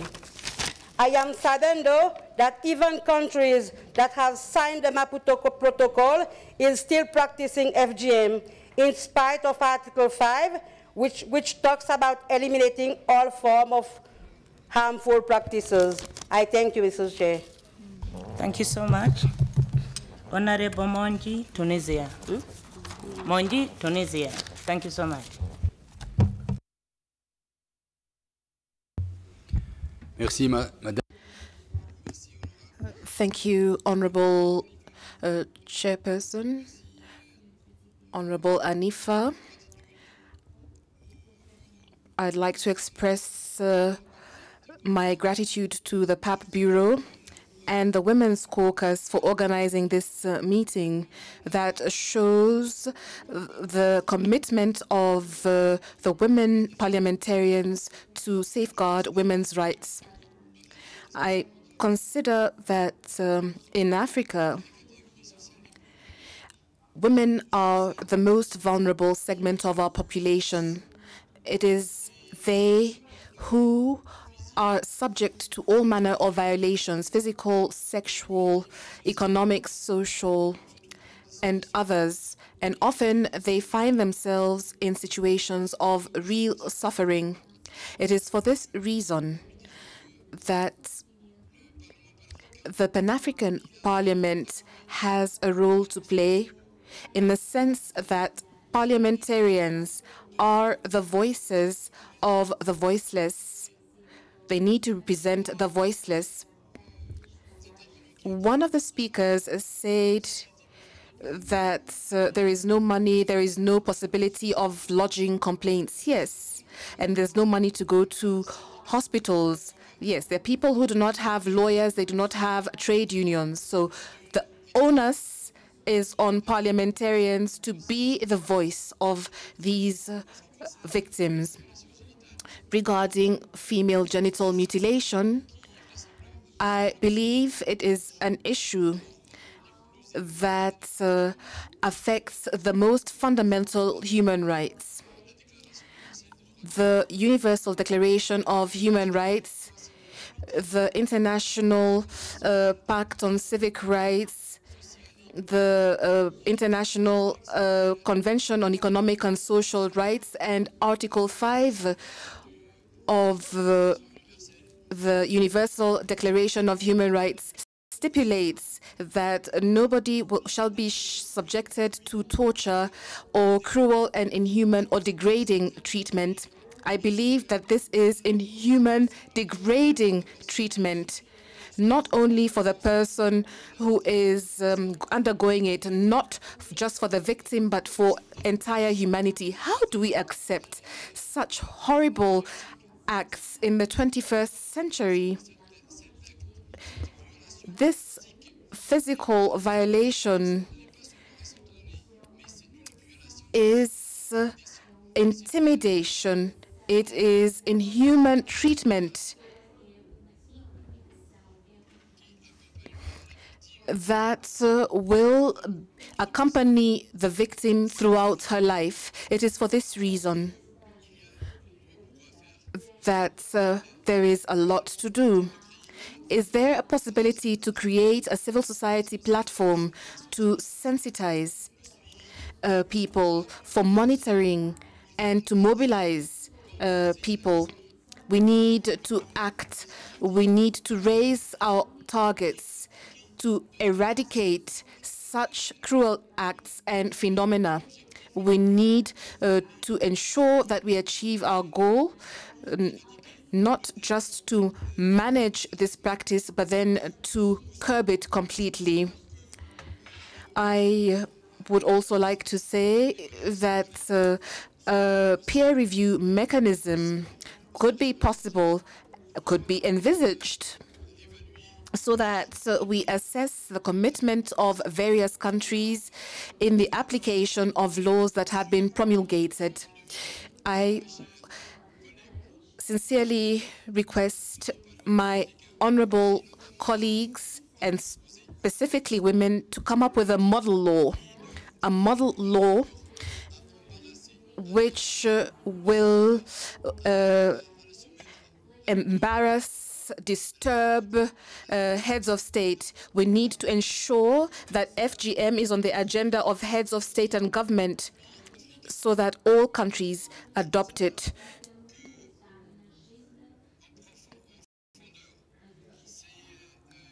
I think that these practices and acts are widespread in the most vulnerable and poverty-stricken zones, rural areas,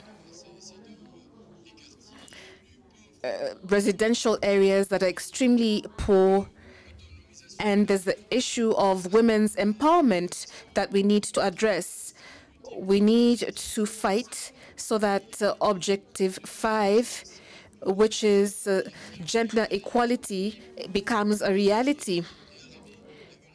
We need to ensure that we achieve the real empowerment of women and girls so that they have economic independence and so that they avoid such practices. I would like to say that violence against children, against girls who are subjected to early marriages are rife. In Tunisia, we have a law that considers that early marriage is violence or constitutes violence against children and is punishable by law. These are crimes, and they're crimes under the penal code. They're crimes that we need to act against so that we abolish them. The last question I'd like to ask is as follows. Are there processes to ensure that we introduce a strategy, a communication strategy, tools, instruments, so that we have a clear and measurable goal within the context of the fight against FGM? Thank you. Thank you so much. The next is Saida Mohammed from Sudan. Saida.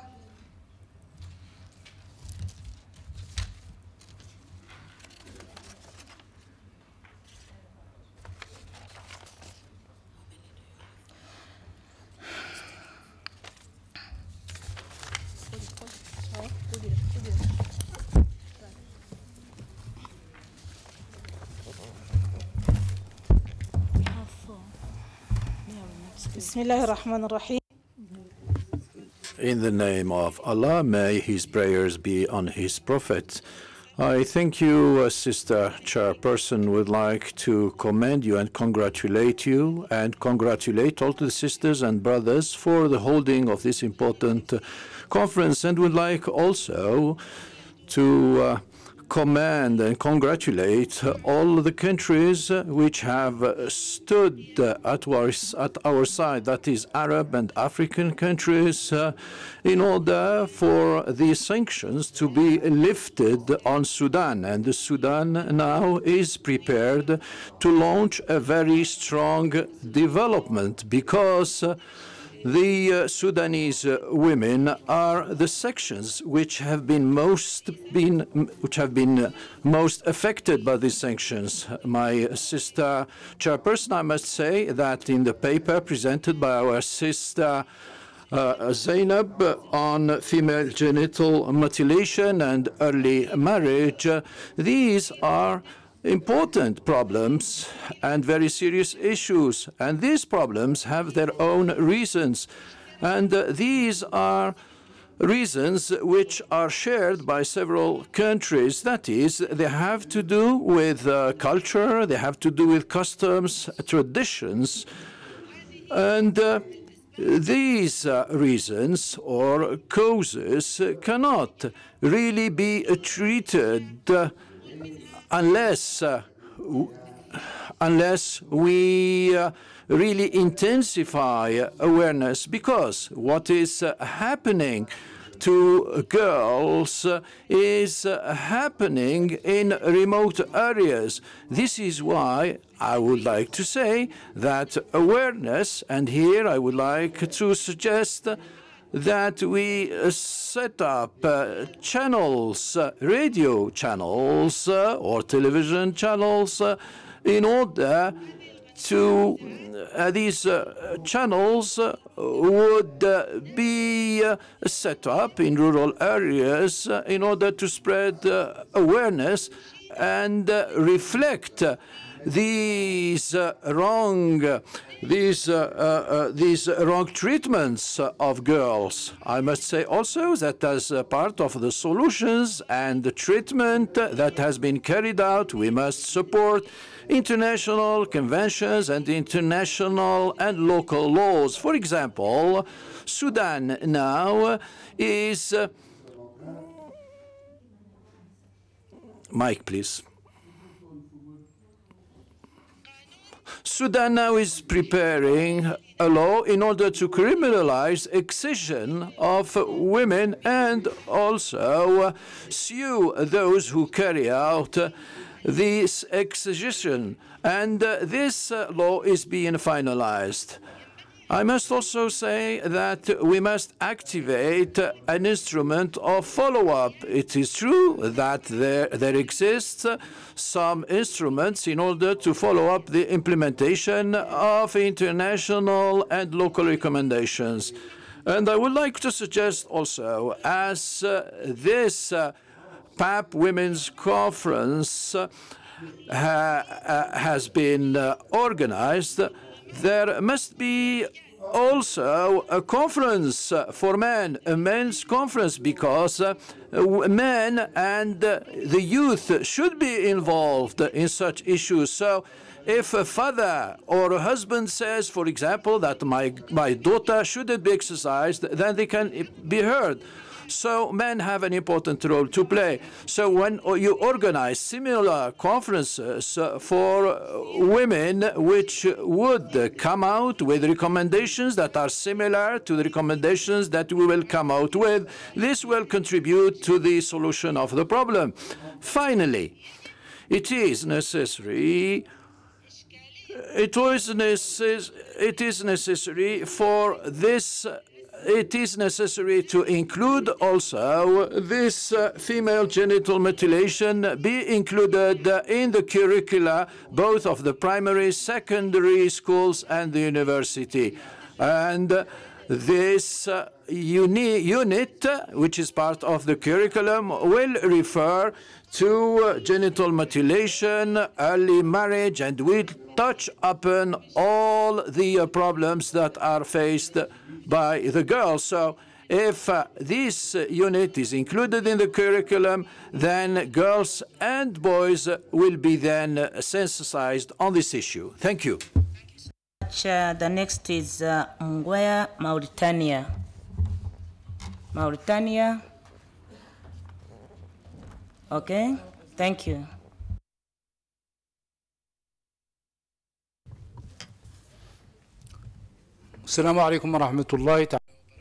Good afternoon. Thank you, Madam Chairperson. Thank you, Madam Chairperson. I do really worry when I look at the magnitude of this problem, and I think that this should not really lead us to ignore other problems which are being faced by women. And a second item, which is probably a consequence of this genital mutilation, is that this mutilation, that there are consequences such as, for example, the consequences that you can have on the reproduction health. I would like to ask a few questions. First of all, did we get in touch with the medical doctors' council to tell them that this act is against their code of conduct? Have we really sensitized professionals among the medical doctors and specialists, and that this practice could lead that in order to prohibit the exercise or the provision of prescriptions and consultations by the medical doctors, because this phenomenon exposes exposes women to many problems. Clitoris plays a very important role in procreation. Second, it exposes women, as I said, to obstetrical fistule and to hemorrhage. So in order for our message to be heard, it is important to carry out statistics trying to benefit from the experience of medical doctors and carry out some surveys on young girls who have died out of mutilation and those who were affected by obstetrical fistulas. This is very important. I would like also to request whether in the investigation on excision, whether the education standard of the fathers and mothers of the girls was taken on board, because this allows to target the type of population that needs to be sensitized.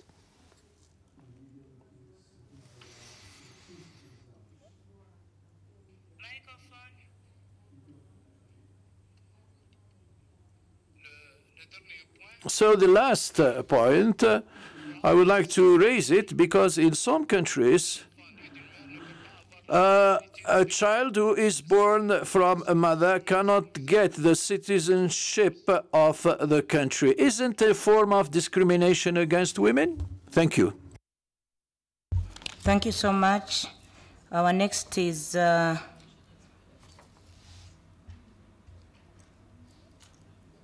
Toure, Republic Guinea. Toure? Traore, Republic Guinea.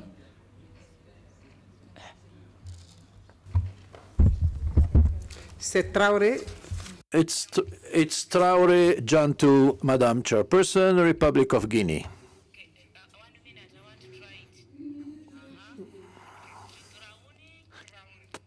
Traore. Traore. Yes. Thank you, Madam. I would like to thank Madam the Chairperson. I would like to thank also the Women's Caucus and also congratulate the presenters for their various presentations, for their brilliant presentations, and who have really helped us understand this issue. In order to speak about FGM, I must admit that it is really disappointing to note, particularly to a very often, and this is reflected by the statistics that have been presented, that has been no progress at all in the fight against FGM, and that it is necessary for us to admit that this is due to the lack of sanctions against the perpetrators. To speak about my own country, I must say that despite all the means that have been made available by the government through the Ministry of Social Affairs, and thanks to the NGO, thanks to the support of financial partners, UNICEF, WHO, this flow still exists. But there is some kind of hope. There was a workshop that was organized in Kigia, which is at 130 kilometers away from Conakry, where the religious community has explained that female genital mutilation was not one of the recommendations of Islam, and they have even taken a fatwa which is against this phenomenon and which affects the dignity of women. And given the importance given the involvement of the government and the civil society and the religious community and the parliamentarians, I hope that there will be a reduction in the percentage of girls that are victims from this violence, and hope that we will achieve its total eradication. On the other hand, now as concerns mutilation, which is done at birth, which strategy should we set up in order to fight against this method, which is carried out with the complicity of the medical professionals? Thank you. Another problem. Kapadunu, Amusu, Togo. Am I right? No. Togo? Yes, Togo, you are right. Togo, I am right. Amusuvi. Amusuvi. Amusuvi? Togo.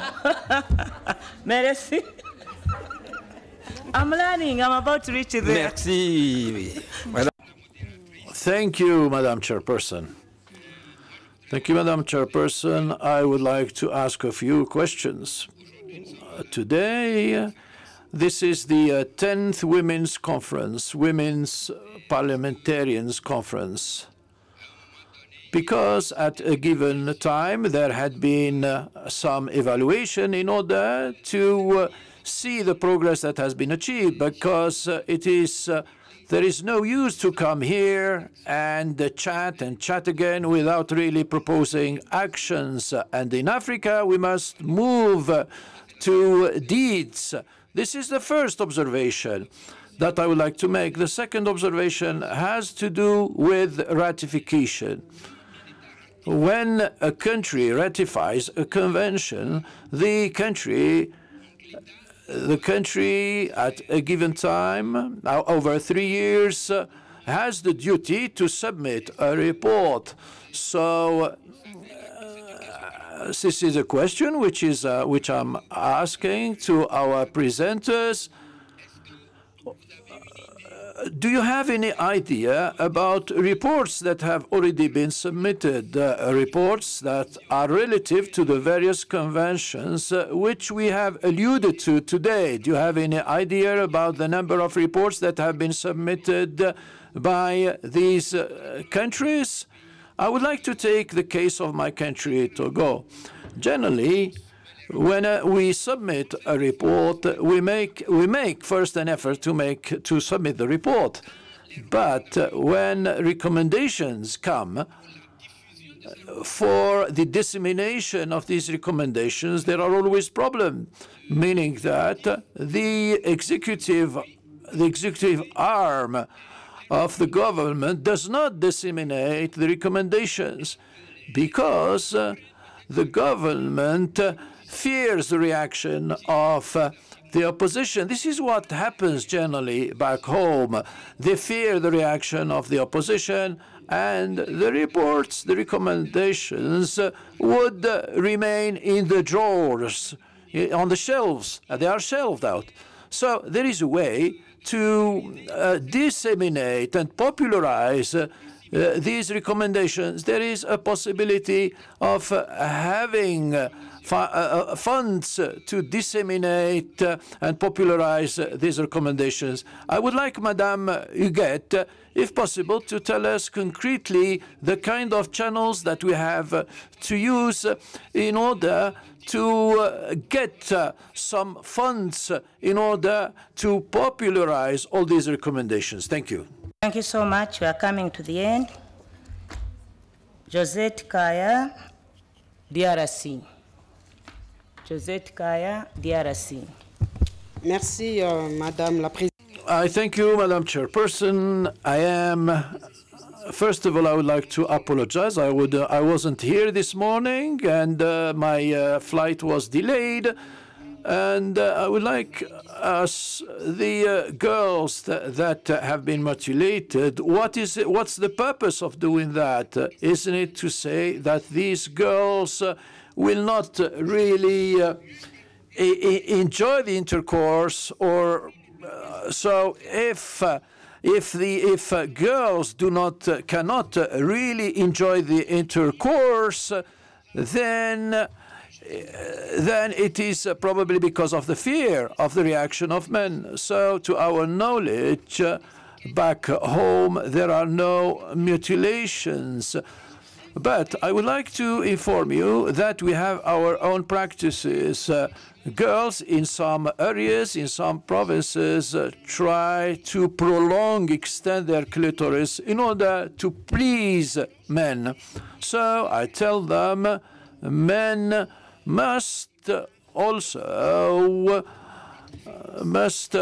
take part in this kind of conferences. So if men can say today that they will not marry a mutilated woman, then this would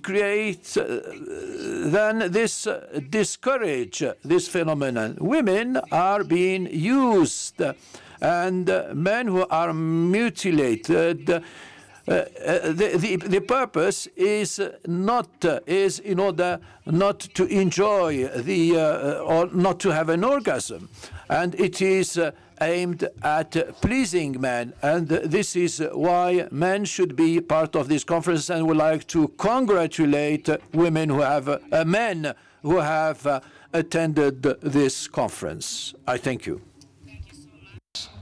And finally, Anifa. Anifa from Uganda, not Anifa, the chairperson of the session. I want to wrap up. In 1 minute, what I have heard from this session, that women issues are no longer women issues. That's why you are seeing the gentlemen here with us up to this hour. They are human rights issues. Number 2, that the era of women clapping is over. We are now in an era of seeing action. That's what the gentleman from Togo wants to see. We have talked and talked. Our throats cannot talk anymore. We must walk the talk. We are tired of talking. We have had these conferences. Each of us we have attended. When we come here, we come to get more knowledge. And when we come to get more knowledge, we must take it back and put it into action. Thank you so much, our presenters. You have armed us. We must go back and act. I told you I'm an activist. Expertism is different from activism.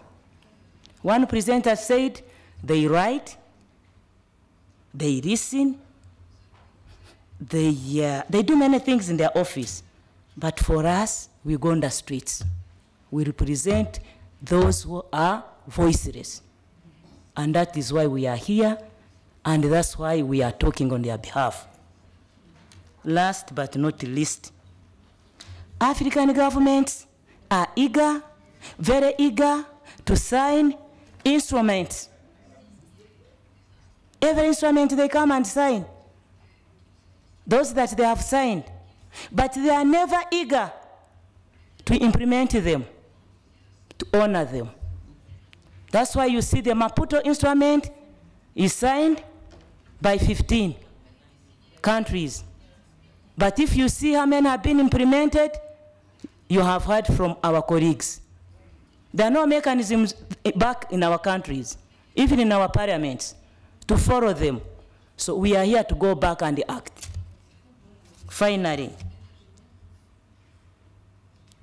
we are supposed to be looking and focused at the enhancement of Sustainable Development Goal number 5. We are not supposed to be talking in the past. We were like, 1 minute, we were like this. We came from here. We are here. we are moving towards goal number 5 of our Sustainable Development Goals. We are focused to look at the enhancement of Agenda 2063. We are supposed to look at the 7 aspirations, aspiration number 1, number 3, and 6, which concern us as women. And we have been told that women are good managers. And our experts are telling us it is high time we change from begging. We change from saying that legislation is enough. We have heard. Madame Robina from Uganda, she has told us we have all these laws. Every country, even Madame from Rwanda, the Honorable, they are there, but they are not enough. And we are not going to stop demanding. We are going to demand because every member of head of state in every country, the women are the majority, we give them votes and we make them to be there. It is our time to demand. And we demand what is ours. And we have that right to demand. On that very note, thank you so much. I want to call our good presenters. All of you who participated, you contributed. You shared your experiences with us. When we are here to share. I had very few questions, and the questions normally went to FGM. Because I hear those ones who don't cut, they are not nice, they are dirty, those who cut are. Now, Madam, we are starting with you. With your expertise on cutting and not cutting. I'm in trouble. Just quickly, I just wanted to thank you all for your valuable contributions. I was here last year when we had this conversation with the Women Caucus, and really it's always a pleasure to be here. I made friends last year, and I'm making new friends this year. Previously, I wanted to respond to individually each of you, but because of time, and we'll be here tomorrow, so we could continue the engagement, I will kind of cluster the responses, and sorry if I leave something behind. First of all, I would like to assure the honorable that have spoken about engaging men and boys. We have a full session tomorrow. Men are part of the problem, so it's just justice they be part of the solution, and they are part of the solution indeed. So tomorrow we'll hear not only from the expert, but from the men engaged members that are in communities and in countries. Somebody mentioned FGM and early pregnancy. FGM trying to preserve the girls from being pregnant. FGM will never preserve girls to be pregnant out of marriage. What communities were doing was to perform FGM and to marry the girls automatically. That was maybe a way. But today we know that we have other ways of informing our daughters, our nieces, our girls at community level. But we are faced with a problem. We are faced with a problem because in some countries you cannot talk about sexuality to a young girl. But this young girl is sexually active. So what do we do as parents? What do we do as MPs? We really need to face reality. We cannot continue pretending that our children don't know anything about sex, while everything around us is about sex. You turn the TV, you will see sex. You go to internet, you will see sex. So what is our problem of fearing talking about sex? And those children of us have information out there. So if we don't want outsiders to inform our children, our responsibility as parents is to inform them according to our culture, according to what we think is decent. But somebody have to do it. Otherwise, somebody else will do it on our behalf, and it wouldn't. I suggest that we explore more the issue of sexual information and making sure that those information will reach those young people. It doesn't mean that we are giving them information and then tomorrow they will be practicing the information. Every information is culturally and age sensitive, and UNFPA is working on that. We mentioned the evaluation by peer. I like very much the idea. The framework that exists is the UPR. I don't know, maybe UGET would like to talk more about it, but every country have to report on human rights. And it's universal, it's periodic, every 4 years. So if there are issues of violations, such as FGM, they can be in the UPR report. And the government is mandated to accept, more or less, those recommendations, because they are coming from the peers. It's not like the other frameworks whereby they will say, oh, these are civil society organizations, they are making noise, or they are trying to spoil our already bad name. But the UPR is the mechanism. We can talk about that one.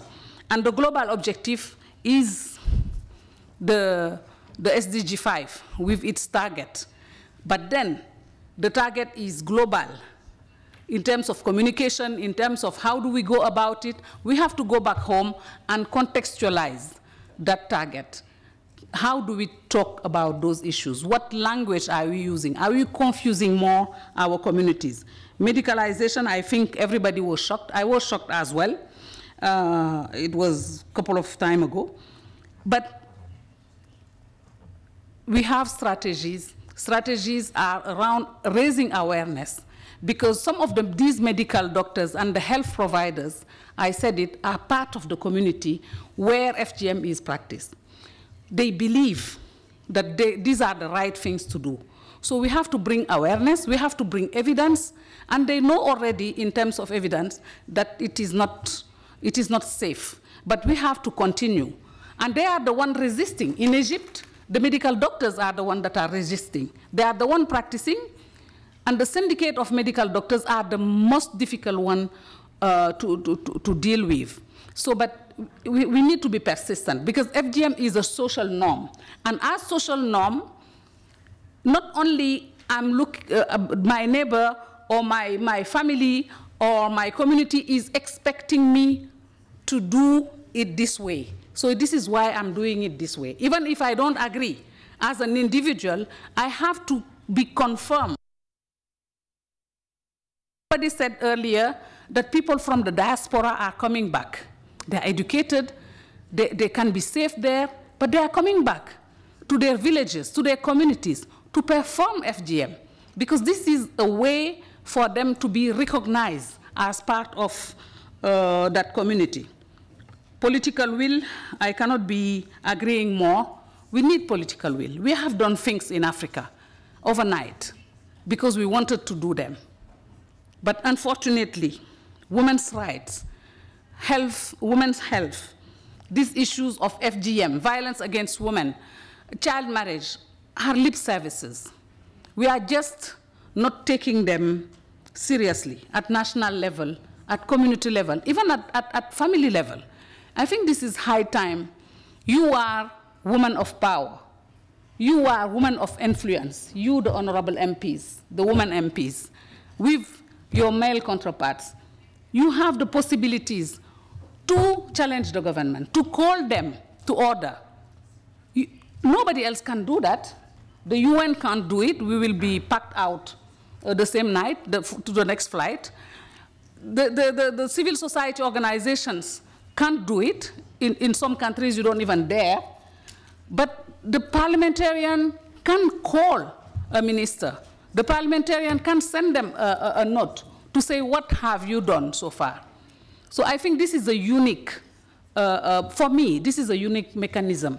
This is a unique power that is in your hand. Please use it, overuse it. Nobody will blame you for them. If somebody blames you, I will be there to guard you. Thank you so very much. And sorry if I have not responded to all, but we'll continue the discussion. Thank you so much, and the rest we can continue from there tomorrow. Our next respondent is Hadas. Thank you, Madam Chair. And during my presentation, I have looked at ratification and implementation, which is critical, but I want to follow up again my previous responder. So this needs leadership and political commitment, and the priority people who will be lined there will be parliamentarians, because that's where laws are enacted, where you have to look at the national constitutions and laws that should be in line with the protocol. So I think I agree with her. The other issue is the mobilization of resources. The first response to the mobilization should be the national budget. There is no reason we have resources for other factors and not for women and youth who are adding women and also the young people. It will come to like 70% of the total population of the country. So I think it should be, we shouldn't even be looking at mobilization of resources from external sources, because if we use our national budget, think through properly, prioritize it, it can be implemented and we own it. So that will be very critical. The other thing is the technology I have also mentioned, and I would like to mention it again. It's very important. Our children has to be innovative and competitive at all levels, because globalization is out there. But we have also to look at how do we make sure that they use it effectively instead of diverting them to unnecessary practices. And data, I believe in data.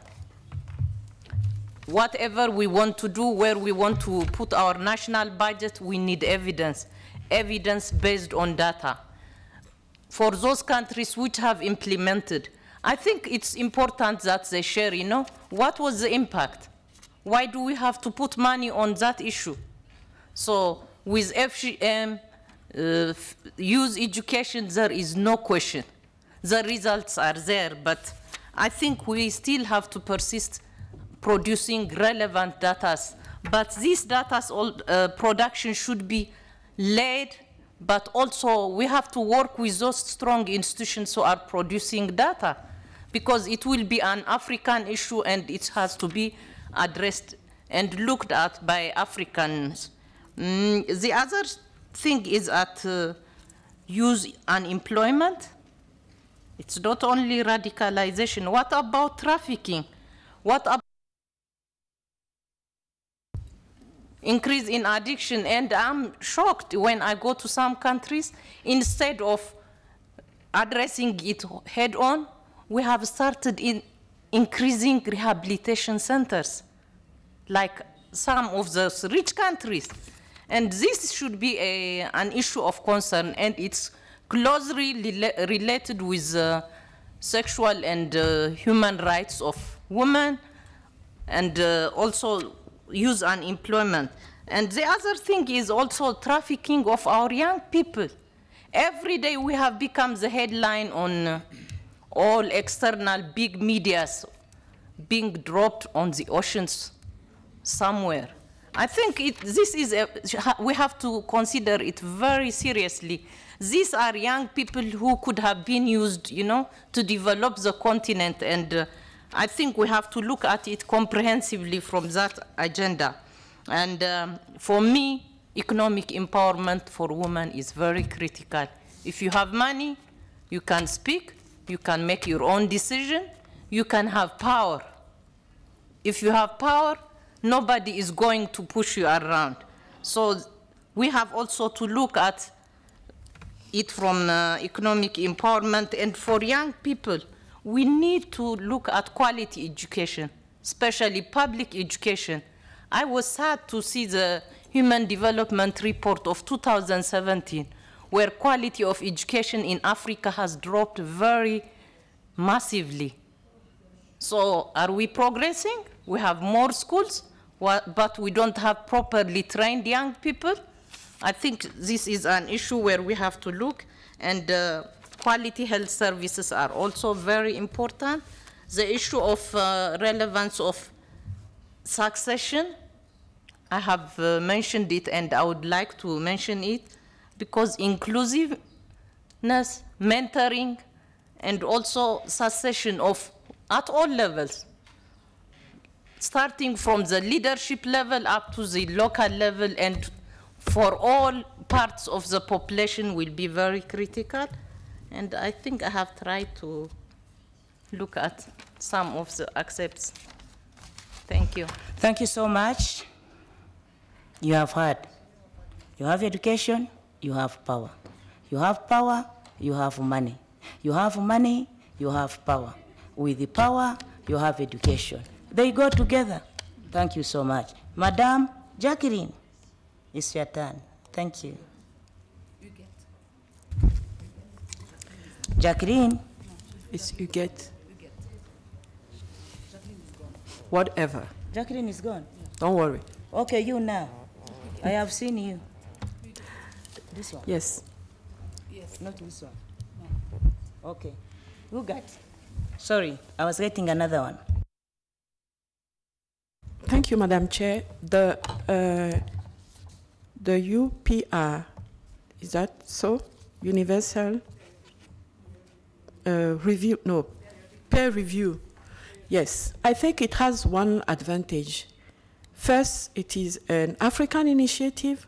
Secondly, it allows to talk about a whole range of human rights, children, social, cultural, women's. So even in countries where, for example, they have neglected to report periodically on the other treaty bodies, like the CEDAW Convention, the Convention of the Right of the Child, at least this exercise make it compulsory for them to catch up and to prepare, whether using the periodic reports as a document for inspiration for those who are regular in submitting their report, or preparing finally the report for those treaty bodies. One way or the other, every state under this exercise has the obligation to review and to assess where he stands concerning the implementation of conventions and also national legislation. I think that another thing is that it is important, even at the step of preparing, elaborating the national reports, it is important to set up a participatory process so that it is not something that the government is in charge of. Parliament, government, civil society, private sector, everybody gets involved. The issue constitutes a national debate, and it helps the country. And not only the official report has to be disseminated, but also states should encourage civil society to elaborate on parallel reports or shadow reports, where the things that maybe the state party won't say, the civil society will say it, will not use any diplomatic words to say this thing has not been done. They will say it has not been done. Sometimes you may even find different statistics. You may find some data in the official report that is so, how can I say it, very kind. And you will see the true, real data in the shadow report of the civil society. So these are, emulates and encourage countries to continue to implement conventions. I also think that Parliament has a key role to play in making sure that the understanding or the content of the convention, the spirit of the convention is understood as largely as possible, because the convention has precedence over national laws. And if there is any conflict between the national law that is not favorable and the convention that is more favorable, then the convention should be applied, which means that it is important to domesticate convention so that they can be directly invoked. Another thing is that it is important to understand that customs are not immutable. It moves. Just look at the fact that there's a medicalization of FGM. Who would have thought that a custom would be modernized just for the sake of making sure that it is perpetuated? If that wisdom that has been, how can I say it, misused to set up something that will perpetuate it by saying that now the hazardous side of it is removed, that same wisdom could be used to see how we can convince the people at the grassroots level to abandon such practices. Another thing that we don't think about easily is it's like you want to fight corruption, but you never celebrate integrity. Likewise, I believe that if we start celebrating people who has constantly endeavored their life in making sure that women's rights, girls' rights are respected, protected, if we start celebrating them periodically, maybe let's say the parliament takes an initiative to conceive a prize, a trophy, something to celebrate those people, I'm sure that it will bring some, I mean, it will quicken something in the mentality of people who will say, wow, this is something, I mean, this is something that is worth it. Sometimes I think about such things. And concerning, that is my last point, concerning female genital mutilation, for example, why not think of setting up a team composed of medical doctors? Because they are courageous medical doctors, courageous priests, Catholic priests, courageous pastors, courageous imams, courageous traditional leaders who can constitute a team of people. An official status will be given so that they enter into a kind of pilgrim, they become, en français on dit pèlerin, to work on the field and convince their peers so that the thing becomes a national issue where the people who are holding the fight are celebrated, recognized, and seen as people who are providing social public service, very important service for the development of the nations. Thank you. Thank you so much, and we're coming to nearly to the end. And I want finally to call on our gender-sensitive partner, Mr. Osman. Yeah. Bonsoir tout le monde. Good evening, everyone.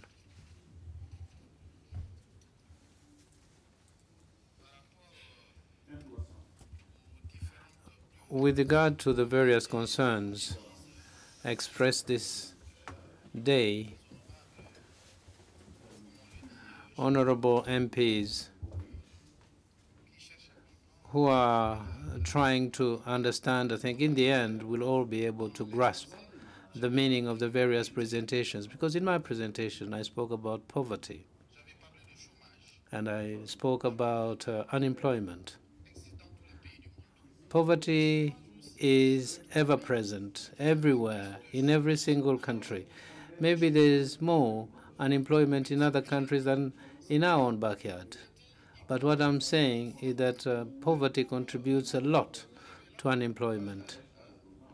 But before we get there, the honorable MP from DRC raised a question with regard to the reason for this problem, because we have been able to witness what happened in Libya, and that has been able to lead to a number of activities in the north of Mali. And not only in Mali. This is to say that this topic on its own is a matter of discussion because we don't have a lot of time. I think we're going to move a little bit faster. True enough, there was a crisis, and there were armed groups which said they needed to enjoy a number of rights, and there was issues of governance. But by the same token, there are groups that have embarked on this for religious reasons, because jihadism did exist, but it was a sleeping giant. But because circumstances were leading to a certain way of looking at life, then they took advantage of it. Because when you look at how these jihadists behave, sometimes they come into communities, grab the goods of the community in question, rape women, and the time doesn't exist. Or there is no government authority in place, and therefore these young people are easy prey. I'm not saying that it is only poverty that brings these people to rape women, because there are other groups that are also present in this area. But these young people have no jobs, they've got nothing to do, and they live in countries where economies are weak. So these, I think, are easy prey, and they are easily manipulated. So in this campaign, we're trying to involve religious leaders, because we've got what we call Quranic talibans. And this is a mullah who has under him more than 30 kids. And these kids are very easy prey for these mullahs, because poverty is everywhere. So to compare is not to have reason. Because when you look at Boko Haram, originally it was supposed to be a religious movement, because they attempted to impose the Sharia. But it's not poverty that really brought Boko Haram to the fore. And we've seen with the multitude of problems that have come with the arrival of Boko Haram. So really, we need to come up with strategies which are going to help these young people who live in the affected areas. So what we need to do is to have an advocacy platform that allows us to continue working with communities and with governments. Because in Bamako, I met with the G5 chairperson of Parliamentarians, who went actually to even pull the ministers and say, please, you have to play a role, and as a Minister of Security, what have you done? So these are ways where even government officials can be called to account for their acts. And I think this is extremely important at this level, reason for which it is important that we remind ourselves of the importance of gender matters in the Sahel region, and make sure that it plays an important and positive role on the political and peace processes, so that young people are able to understand the importance of gender actions for cases of priority investment projects. So in some ways, this is where we can then interest women to continue to play a greater role, because who are the people who are raped as they travel to either go to Libya, to some other countries? But and you see young people who are then taken on board. I think what we need to do is just come up with a policy, with a strategy to help support these young kids to change their minds and be used as people who can advocate for the change in the environment where they operate, so that we can then stop all these problems. Otherwise, I think poverty, honorable MPs, is ever present everywhere. But if people live in an area where people are easily swayed, it is there that these perpetrators find a ground that is conducive to their actions. But sometimes they use religion to advance their cause and so on. So reason for which I think we are where we are today. And the G5 is useful, and we are in a position to continue to work. And we don't want it to be just G5 Sahel, but it be an activity that covers the entire sub-region, rather than be restricted to Mali, Mauritania, and Mali, because really no country is spared. I think this threat is everywhere. I know that Cameroon is not part of G5 Sahel, but we don't spend a week without a terrorist attack in Cameroon. And usually these are small kids, young girls, who are then transformed into bombers, and they go and blow up markets and so on. So at this level, I think it is important that we place the bar a little bit higher. Thank you. Thank you so much. And on that note, we have come to the end of today's session. And I want sincerely to say I'm very grateful for the valuable time that each of us has put in. I am extremely very thankful for our presenters. I'm thankful for each and every one of you, the concentration you are putting. Every one of you here, you are agents of change for the Africa we want to see, which is inclusive of women and the youth. And I want to say thank you very much. Merci beaucoup. Obrigado. Asante sana. Shukran jazira. In our country, we say the chair is very sweet, and sweet indeed, but time comes you hand it over. And at this juncture, I must return this chair to the chair of the caucus, and I hereby return the chair. Thank you so much until tomorrow. And to our translators, thank you so much. Thank you.